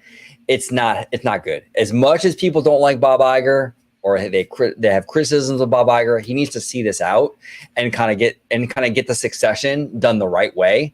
We can't afford another mess. You know what I'm saying? And firing him would be a mess. If they're not ready for the new person yet, have him stay there. Now, when I say that, I mean that within reason. He needs to see the succession plan out. At the same time, though, he shouldn't be renewing his contract 3 and 4 times. Okay, he needs to get out of there in a couple of years. But they need to play this out within reason and kind of let the process play out. Because if you fire him, I'm telling you, that's gonna be bad news for Disney. Really quick, bro. Sorry to make you change your spot again. Can you come all the way down to California Dreamin'? That they're asking, how come we never had? Yeah, that's the one. So I had to touch upon this because I've been saying this for many times. And California Dreamin', I completely agree with you. I don't know why we haven't had a proper Aladdin attraction. I don't know why we didn't have at all a Beauty and the Beast attraction, even speaking to the Lion King. And yeah, I'll even say even Mulan. I mean, the Renaissance era was such a significant part of the company, especially for the studio. I'd even say even more. Actually, I think, OG, you said this many times, even more than the golden age of animation. Right. These movies like really put Disney on the map of being banger films at the box office. It brought in a whole new generation of people to watch these animated films.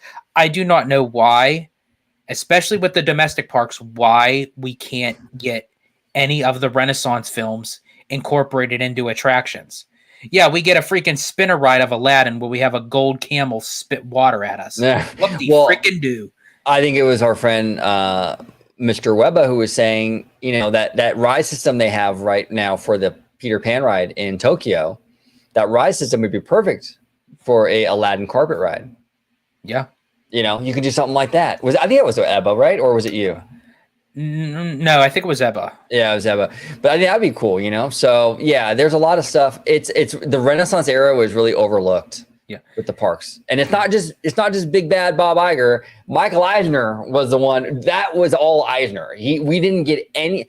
We got parades, we got shows, but no big e-ticket attractions or anything like that were built from those Renaissance era movies, and that's a sin in my opinion. Those movies are fantastic. And one more, bro. I'm so sorry. Sure, the one below it with Alex. Alex, got you. Oh no, one more. The one before it. Oh, Florentine. No. I'm sorry. The Alex. It was his comment. It was the Marvel one. There you go. Perfect. Yeah. So is it possible to see more Marvel Land or attractions? So the reason why I wanted to touch upon that too is because there was also debate too of whether or not Hollywood Land would become an extension of Avengers Campus. And I wanted to get all your thoughts on that. Would all of you in the chat, would you prefer an extension of Avengers Campus, or would you like to see Zootopia? Yeah, that's interesting. What would you prefer, George?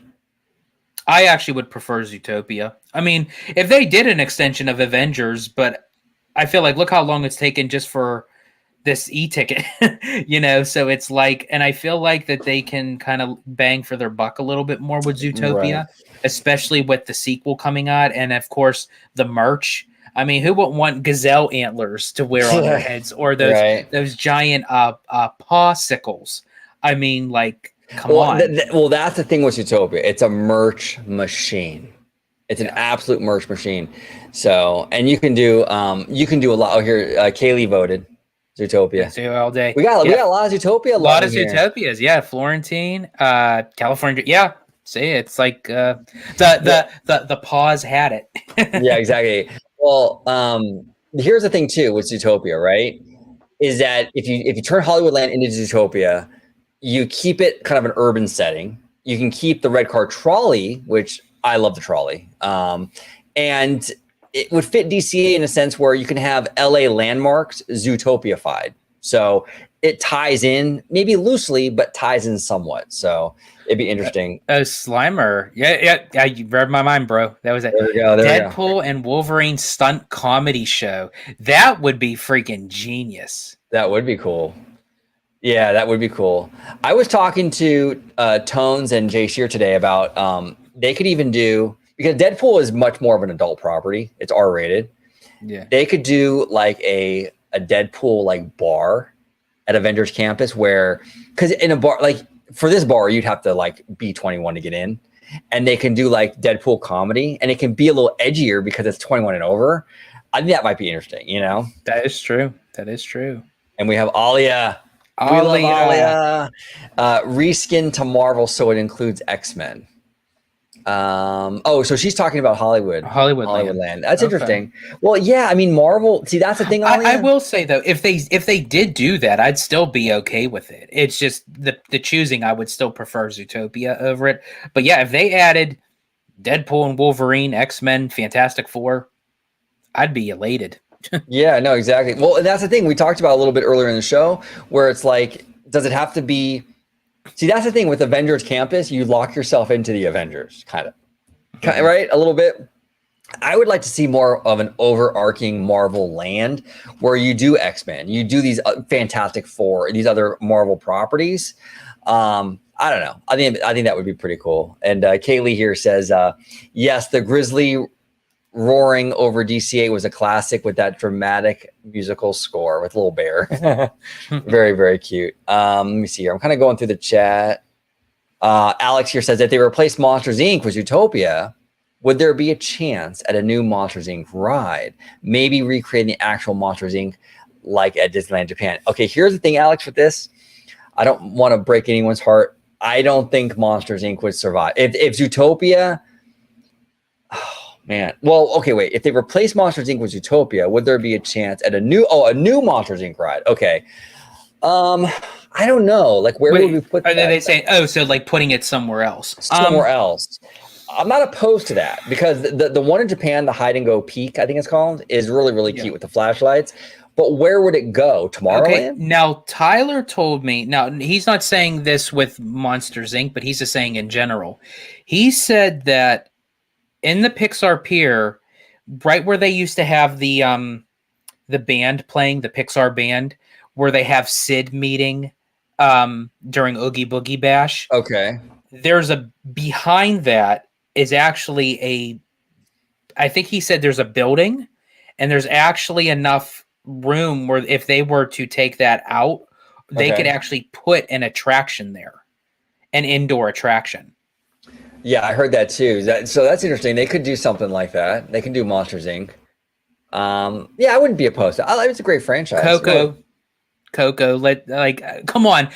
That's the other thing too that is like driving me freaking nuts is they have to announce something with Coco. I don't, especially with at Disney, they could, now that's something that they can do. They don't even have to touch any of the parking lots yet. They can literally turn Paradise Gardens into Coco. Turn it into a cute little Mexican village. It can be the New Orleans Square of DCA. You have the outdoor food vendors. You smell all that great food, little tequila bars, all this other cool stuff. A great Coco dark ride. It goes perfectly with DCA because Pixar is so heavily part of DCA now. And Latin culture. I mean, come on. It's a match made in heaven. Disney, Coco, DCA, make it happen. Let's go. We're hungry. We're hungry. And Kaylee said Mark Elliott was the VHS trailer voice. Okay. So Mark Elliott, we got to get him on. Kaylee with the receipts. Yeah, she's got the receipts, the knowledge. Yeah, Mark Elliott would be so cool, man. I would love to talk to him and just hear him talk. Just hear him talking that good Disney cool voice, It'd be awesome. Let's see here. So Azapachi, I'm so sorry if I'm mispronouncing your name. 2006, they'll start construction of the new parking garage after this year's holidays. Disney Forward will consist of Encanto, Moana, and Elemental. So is that what you're hearing, or is that your speculation, Azapachi? I'm very curious. That's interesting. Elemental is actually very surprising to me. I mean, that movie hit legged out. But wow, I'd be surprised if they went that route because there's a lot of other bigger IPs that they could pull from. I mean, I love the movie though. I did love the movie. I wouldn't be mad over it. I just would be surprised if Disney went that route, Ryan Turner, take out Sky School and up to Little Mermaid for Coco. See, now George, you'd go a step further. You take out Little Mermaid. I take out the Little Mermaid. You've never liked that ride there, huh? I like the ride. Here, let me say this. It did its thing when it was Paradise Pier because you had Ariel's Grotto, you had King Triton's Carousel, you had Jumpin' Jellyfish, which is still Jumpin' Jellyfish, but now you can kind of utilize we won't get into that ride, right, George? We won't get for into finding for Finding Nemo. But right now it's sitting there and it's sticking out like a sore thumb. Right. It doesn't necessarily, and again, it's because I love the Little Mermaid. It deserves more. That's fair. No, that's fair. I love the Little Mermaid too. I'm a huge Howard Ashman guy. Although I will say though, they need to update Ariel's audio animatronics because I'm sorry, she's deplorable. I'm sorry, her head doesn't match her waistline. It's completely misproportioned. Her face is never working. It kind of honestly looks You're like her. She's misproportioned, George. What are you trying to say, dude? You're such a dude. You're such a dude, man. I am a dude. that honestly, it looks like at times and I'm not saying this to make fun, but it's just it's honestly seems like at times her face is stroking out because her eye droops, the mouth doesn't move properly, and quite frankly, a lot of her facial expressions, she looks like Tiffany from The Bride of Chucky, but with red hair. Tell us how you really feel, George. Come on, don't be shy. Don't be shy. Kaylee here says Mark Elliott was the announcer through 1983 to 2008, but unfortunately, she said that he recently passed away. Oh man, yeah, that's horrible. Dang. I'm sorry to hear that. I'm really sorry to hear that. I did not know that. Wow, I didn't know that either. We should do, but you know what though? In Mark Elliott's honor, we should do a Mark Elliott video or show, and paying tribute to him and kind of going through some of those preview videos and stuff. I think that'd be a really fun show. Absolutely. And Kaylee, you're always welcome to come on if you want to. Yes. Want to do that show. Come on, let's do a Mark Elliott video, Kaylee. That'd be awesome. And California, damn, Bride of Chucky. Woo. No, but you're right though. Mermaid is a fantastic IP. It deserves better. Give us the Tiana AAs, the new ones for her. You know what I'm saying? And get those proportions right, George? Come on now. Slimer, I would rather see Coco go to DCA and a Fantasyland expansion at Magic Kingdom. Interesting. The Fantasyland at Magic Kingdom, it needs some cohesiveness.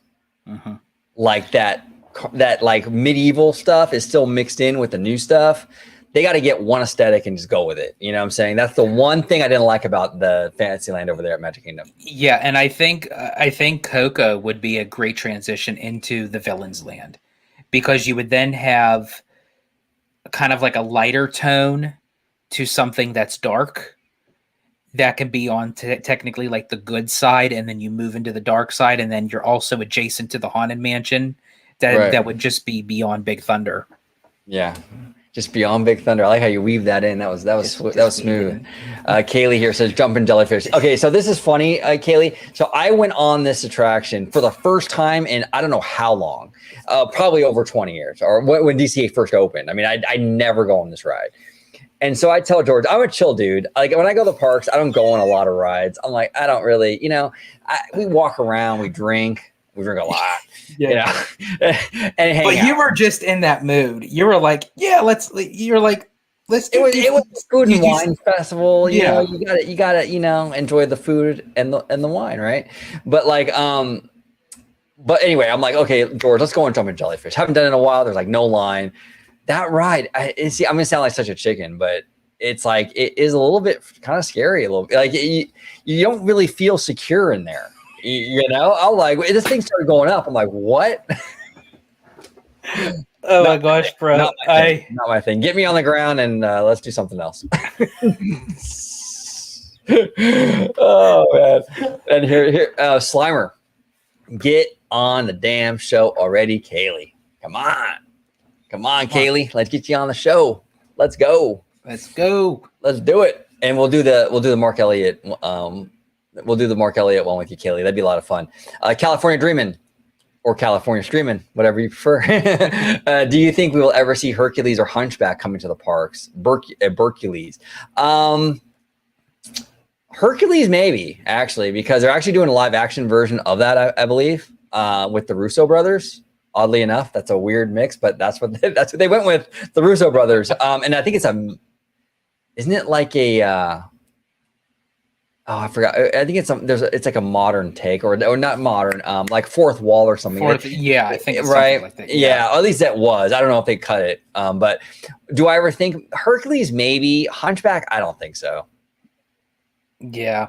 Although I will say I enjoy the show of a Hunchback that they had done at the time Disney MGM Studio. Which sadly isn't. I thought that was a great show. But like moving forward, I don't think they would do that again.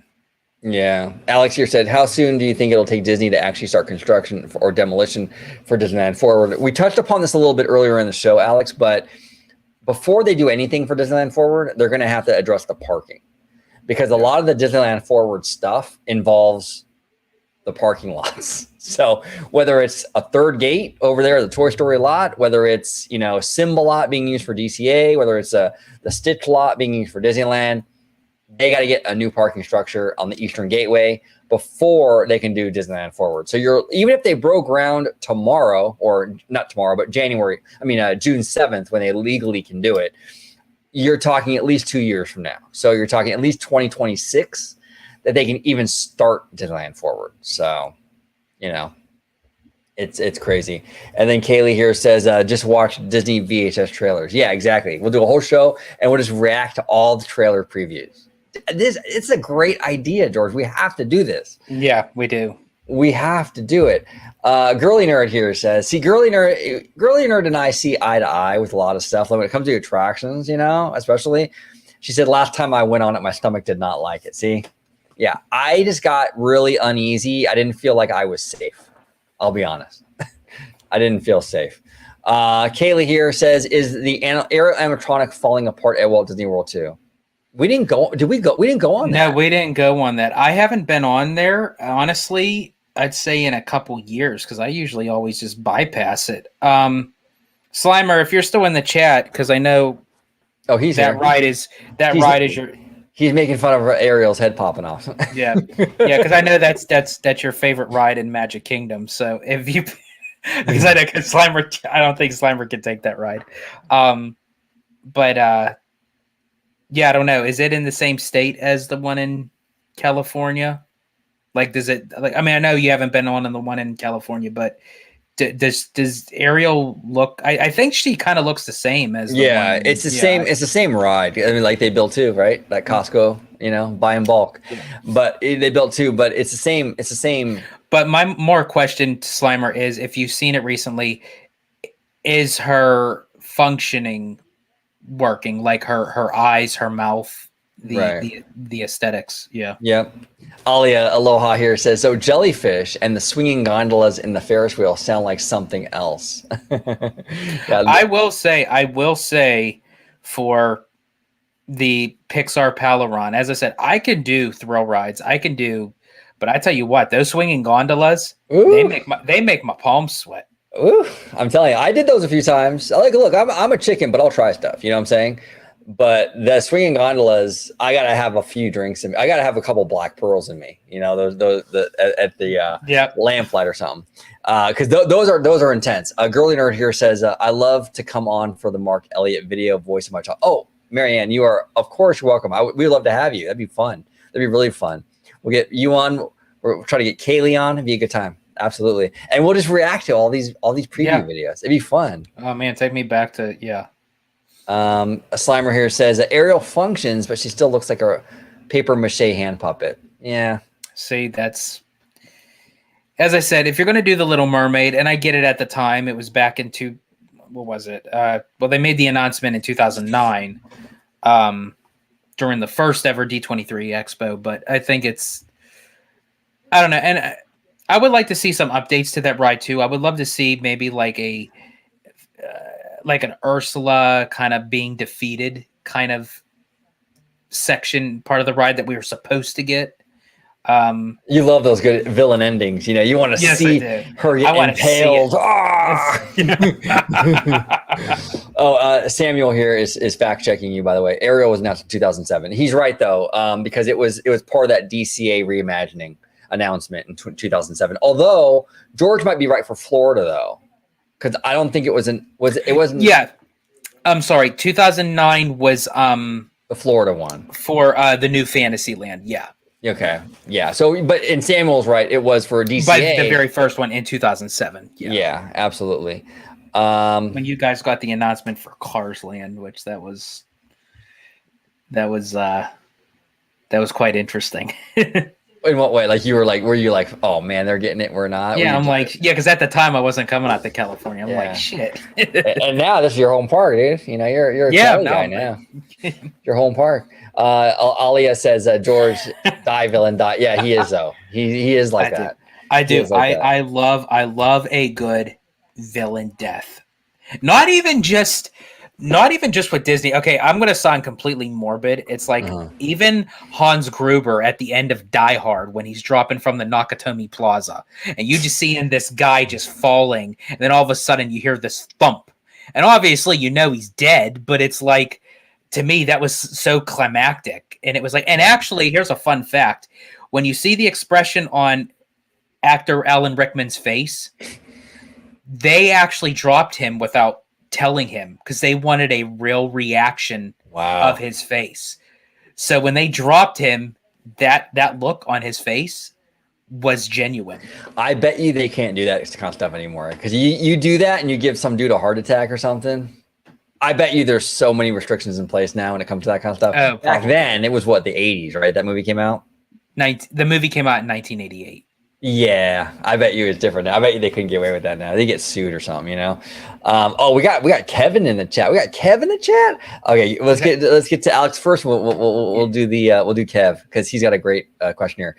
Do you think Tomorrowland will ever get saved and given the refurbishment it deserves? Oh yeah, it will. It will get saved. I mean, they're gonna eventually touch Tomorrowland at Disneyland and Florida too. I mean, they have to, But I think for Disneyland, I was telling because Lucy asked a Tomorrowland question earlier today, and I was kind of telling her that like I don't think it's on the priority list though for Disney. I think that these big IP lands, whether it's Frozen or Zootopia or whatever they're going to put, or Pandora, those are the priority right now. I don't think Tomorrowland's a priority, and Tomorrowland isn't really a priority because it still packs people in. If you really look at Tomorrowland at Disneyland, Buzz Lightyear is still popular. Space Mountain is still popular. Star Tours is still popular. Autopia still packs them in. So what's the incentive for Disney to go in there just for mostly aesthetic purposes? There's not much motivation. Real quick, let's go to our super chat from Andre Rand. Andre, thank you so much. $20 super chat. Very, very generous of you, Andre. We do appreciate it. Yeah, thank you so much, man. We appreciate that a lot. What do you think about the new Fantasy Springs area in Tokyo Disney Sea? Should we copy it for Disneyland Forward? Bro, I tell you, I've been watching videos. Yes, yeah. First off, yeah, let's literally just take. That's the one thing I will say. I'm not a big copy paste kind of guy, especially with domestic to domestic. But if you want to go international to domestic, I'll take it. Yeah. Bring it. Absolutely bring it. But here's the thing: we're hungry. We're hungry for this stuff. We want it. But here's the thing: this is the problem, Andre, is that Tokyo has a 5-year exclusivity clause, so we can't clone anything for 5 years from, I believe, the opening date. So it would be 5 years from this summer.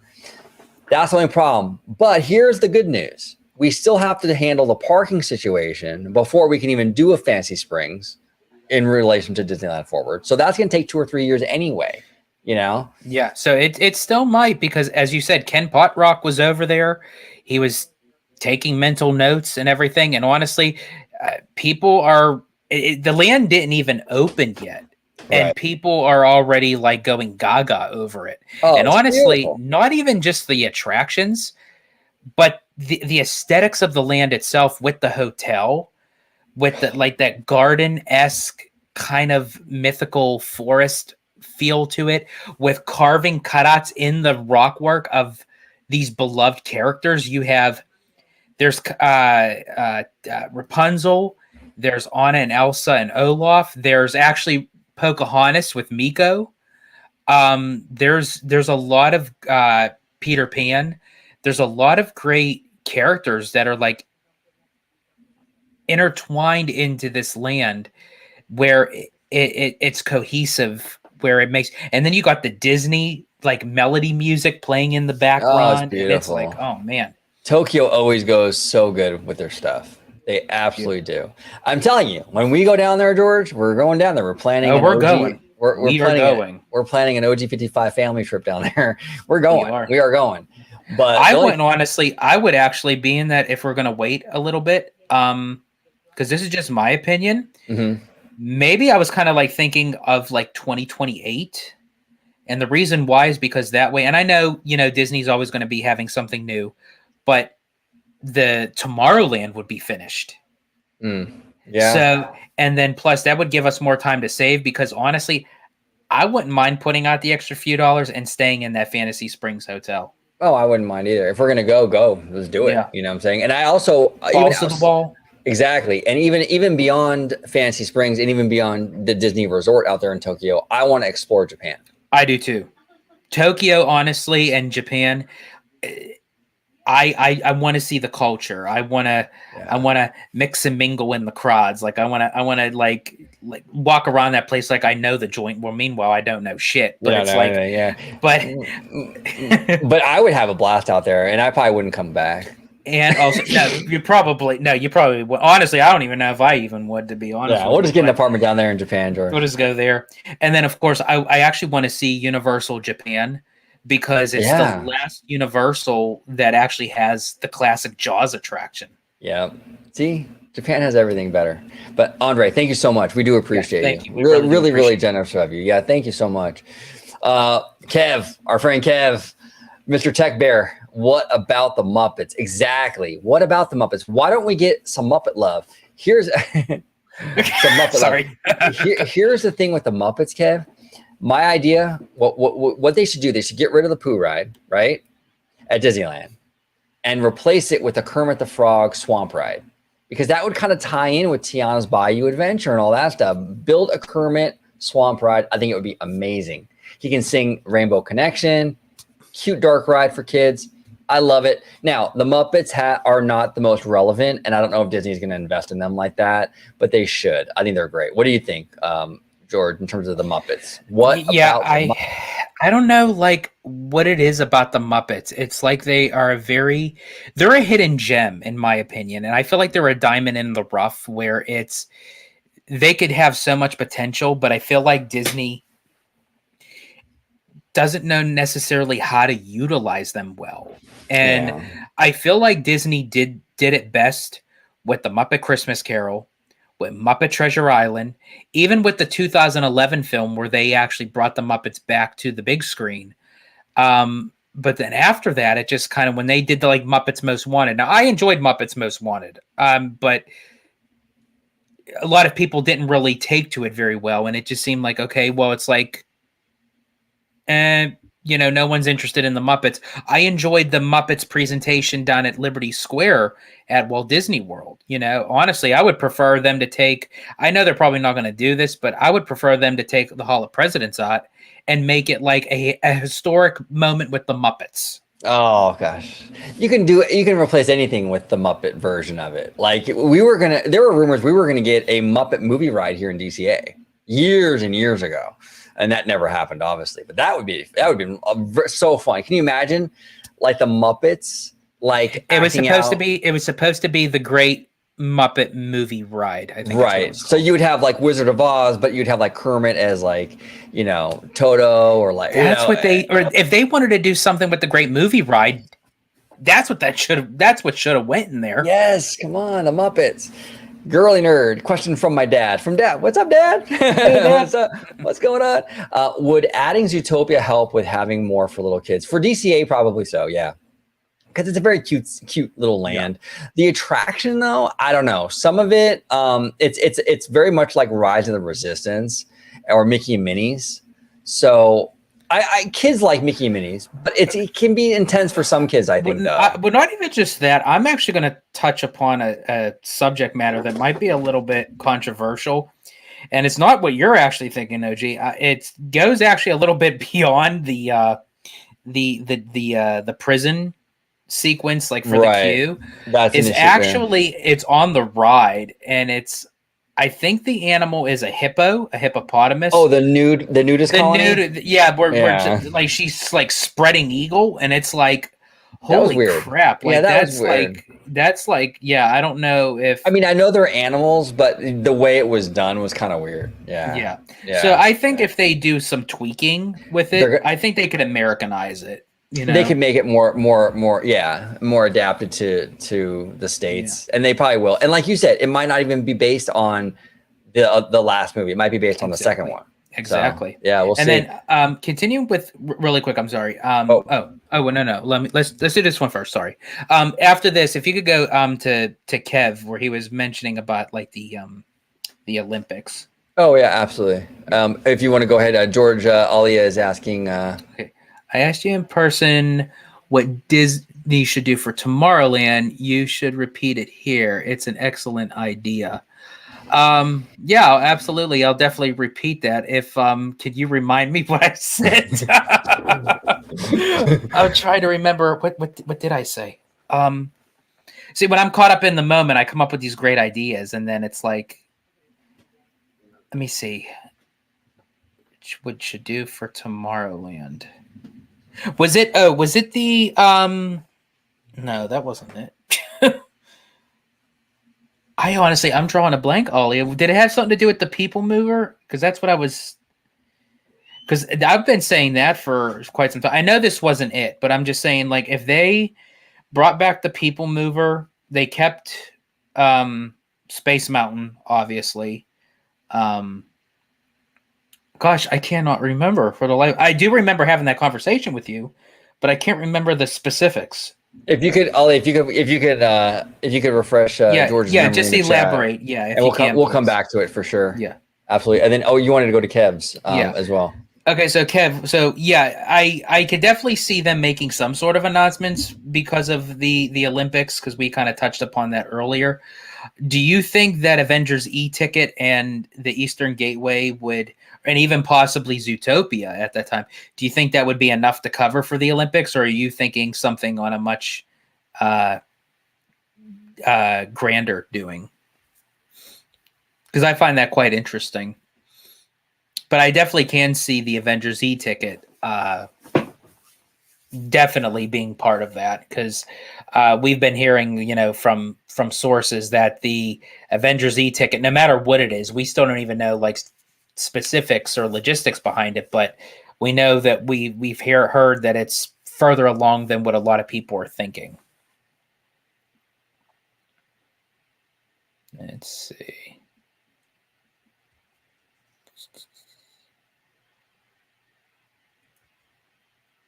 Oh, okay, Ollie, I see. Yeah, so yeah, it was with the People Mover, but yeah, to kind of have like a retro kind of older fashioned type of Tomorrowland where yeah, like it's stuck in time where you don't have to necessarily be connected to a specific date, but you don't have to keep on updating constantly. Um, with with Tomorrowland, because I think that's the biggest challenge with Tomorrowland is because you have to constantly keep looking into the future, that you'd have to constantly be updating it. So if you that's a land that I kind of would lock into a specific time frame. So it's like, at least with the aesthetics, if you can still keep as I said, you can still keep Space Mountain. You could still, as I said, I would love to see a People Mover. However, I would actually go one further, and for Disneyland to utilize the People Mover for exactly what it was meant for by Walt Disney himself, and that was to be a mode of transportation. And I think that would be phenomenal. That if people are hungry for the People Mover, I would love to see the People Mover come as part of the Eastern Gateway. Yes. As a mode of transportation, that if they were to do nope, George, nope, not an if. We're not doing ifs here on this show. When they do a third gate over in the Toy Story parking lot, that would be a perfect transition. That if they could find a way to get a People Mover back and forth to the resort, to the third gate, and we even touched upon the Skyliner, but also OG had mentioned for people who may have height fears or what have you, and just not comfortable with the Skyliner, but that could be a mode of transportation. So they could have the Skyliner, but they could also utilize the People Mover, exactly what Walt Disney wanted to do. And what a way to bring it full circle back to the OG park, the only park that he has been in. That would be, oh God, that'd be a mic drop right there. Oh, it'd be amazing. If you can do that, that would be amazing. And you need something like that. I would rather have something like that. Like, if anyone in the chat, have you ever been to the Getty Museum? And they have a People Mover there, but it's more like almost like a tram on a People Mover platform. They're they're big, exactly. Bodies. They're big bodies, and you can, if you do a People Mover like that, where you can transport a lot of people. Oh, it's perfect. Absolutely perfect. And maybe add a Skyliner too, but the thing with the Skyliner is that you can't make it the main form of transportation, because not everyone's going to go on that thing. It's a little bit of an acquired taste, so to speak. Yes. Yes. I would still have like your traditional bus system. You have the People Mover, you have the Skyliner, and I don't know, could they maneuver to add monorail track over to the Toy Story, or do you think that would be another 3 years of city approval or something? Yeah, probably. Because that I think would be a little touch and go for it to go onto like the main streets, and yeah, it would have to do like maybe like a center divider. Like the pillars would be like the center divider, and kind of be overhead. I don't know. Yeah, I mean, you could do it, but you would have to. You'd have to go through the whole process. I mean, it would be a thing for sure. Slimer here says, Disneyland's would look gorgeous if it was restored to the 1967 iteration with modern ride systems, of course. Yeah, that would be amazing. He's talking about Tomorrowland. I would love that. Yeah, I would love that. Mr. Tech Bear, Kev is saying, I think, by the way, Kev, we met Kev like 2 weeks ago at the parks, had a blast. Kev is awesome. We love Kev. Yeah. I think we need more than a parking and transportation center isn't enough. So definitely the e-ticket. Interesting. Let me see here. We got another one here from Mr. California Dreamin'. Even Fresh Baked said that the French Fry Rock planner box looks ridiculous with walls and concept art after 2+ years. I would agree with Mr. Fresh Baked on that. I think they need to figure it out and figure something out on that. Because from what I understand, that whole thing is the mechanism for the Astro Orbiter. So they need to have a structure or something there to cover up the mechanism. But that's why we're seeing that those walls there, because there's machinery there. So Florentine here says people mover transportation, like how Walt wanted for Walt Disney World. Yes, George. There we go. And then she gave you a little mic drop. Boom. Mic drop George. That should be your new name. Your mic drop George. Mic drop George. Mic drop George. Oh, hey, real quick, Ryan and I. Hey, Ryan, you and I can be walking buddies, brother. Like we'll walk together. I'm not going on a Skyliner. No way. No way. I'm too claustrophobic. Dude. Like I saw your reaction on Jumpin' Jellyfish. There's no way in hell you're getting on that Skyliner.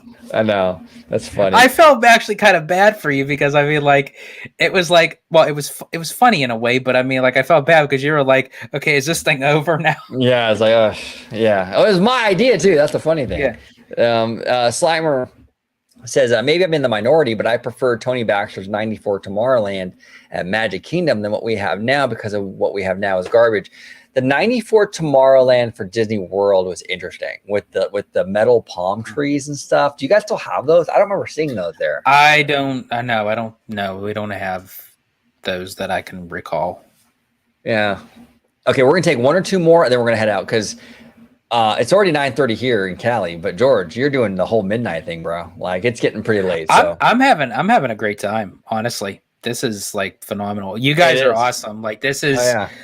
We really enjoy you guys, being on the lives with us. Thumbs up to everybody who wants us to continue doing these lives because we'll do more. We'll do more. We'll keep banging them out. We love interacting with you guys. And Iron Souls is saying the palm trees are still there. I didn't really pay attention to them, but shows how much I see Tomorrowland as being relevant.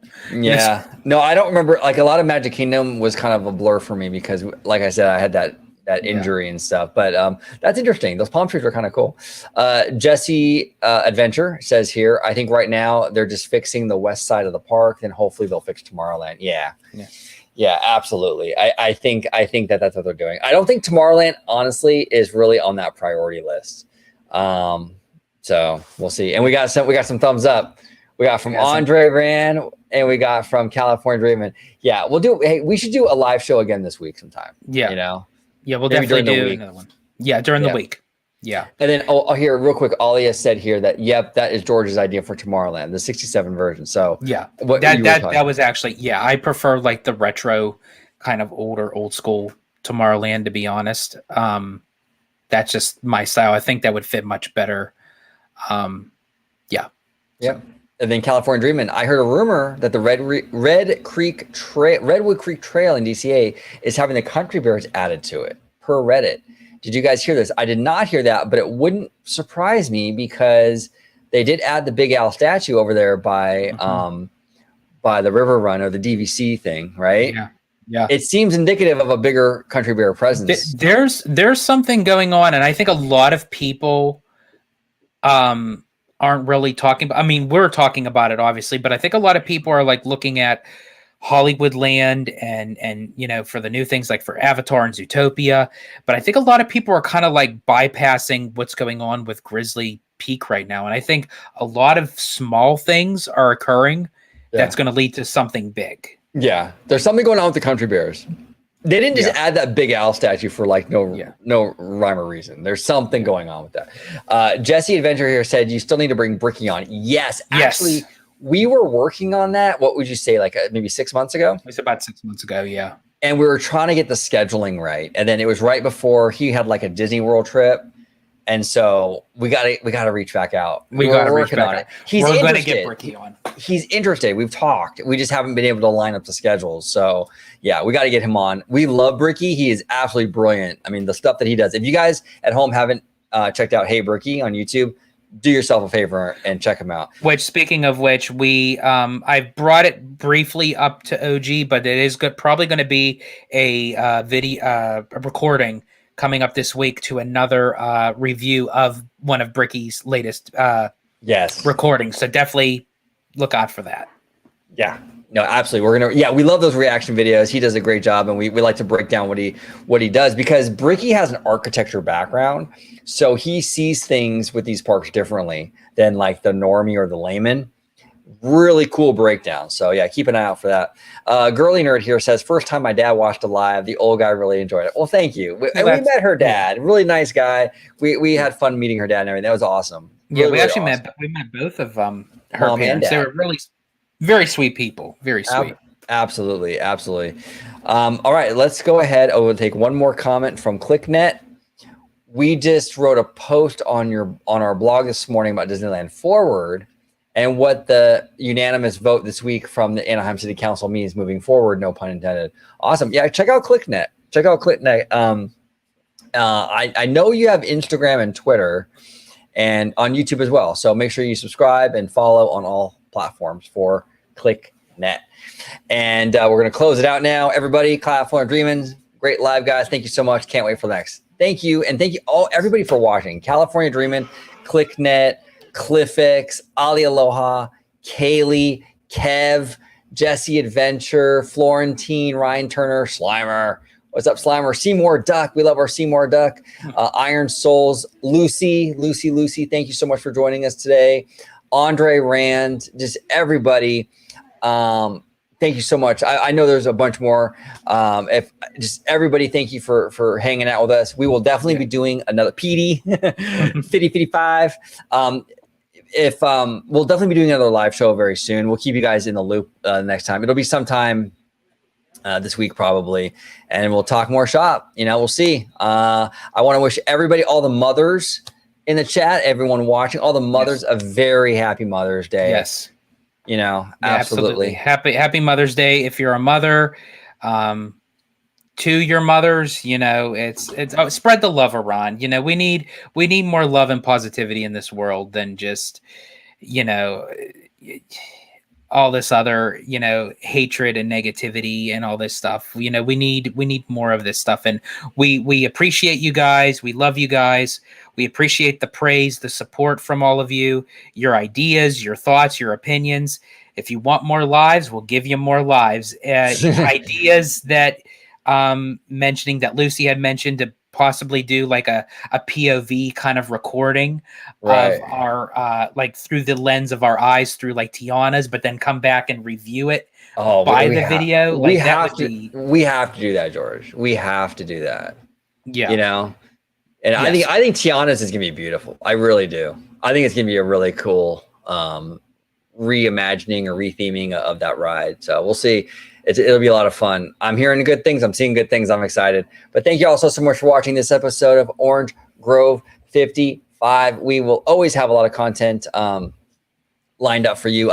Tomorrow morning, we actually have a show deep diving into Deadpool with Jay Shear and Tones from Bad Thoughts. Really interesting conversation about the R rating for that franchise and what it means for Disney and their brand and the whole. We dove so deep into this franchise. It's crazy. A great video. Check it out tomorrow morning. And again, happy Mother's Day to all the mothers. Thank you all so much for watching, and have a wonderful, wonderful day. 세상은 누구에게나 공평하게 추악해.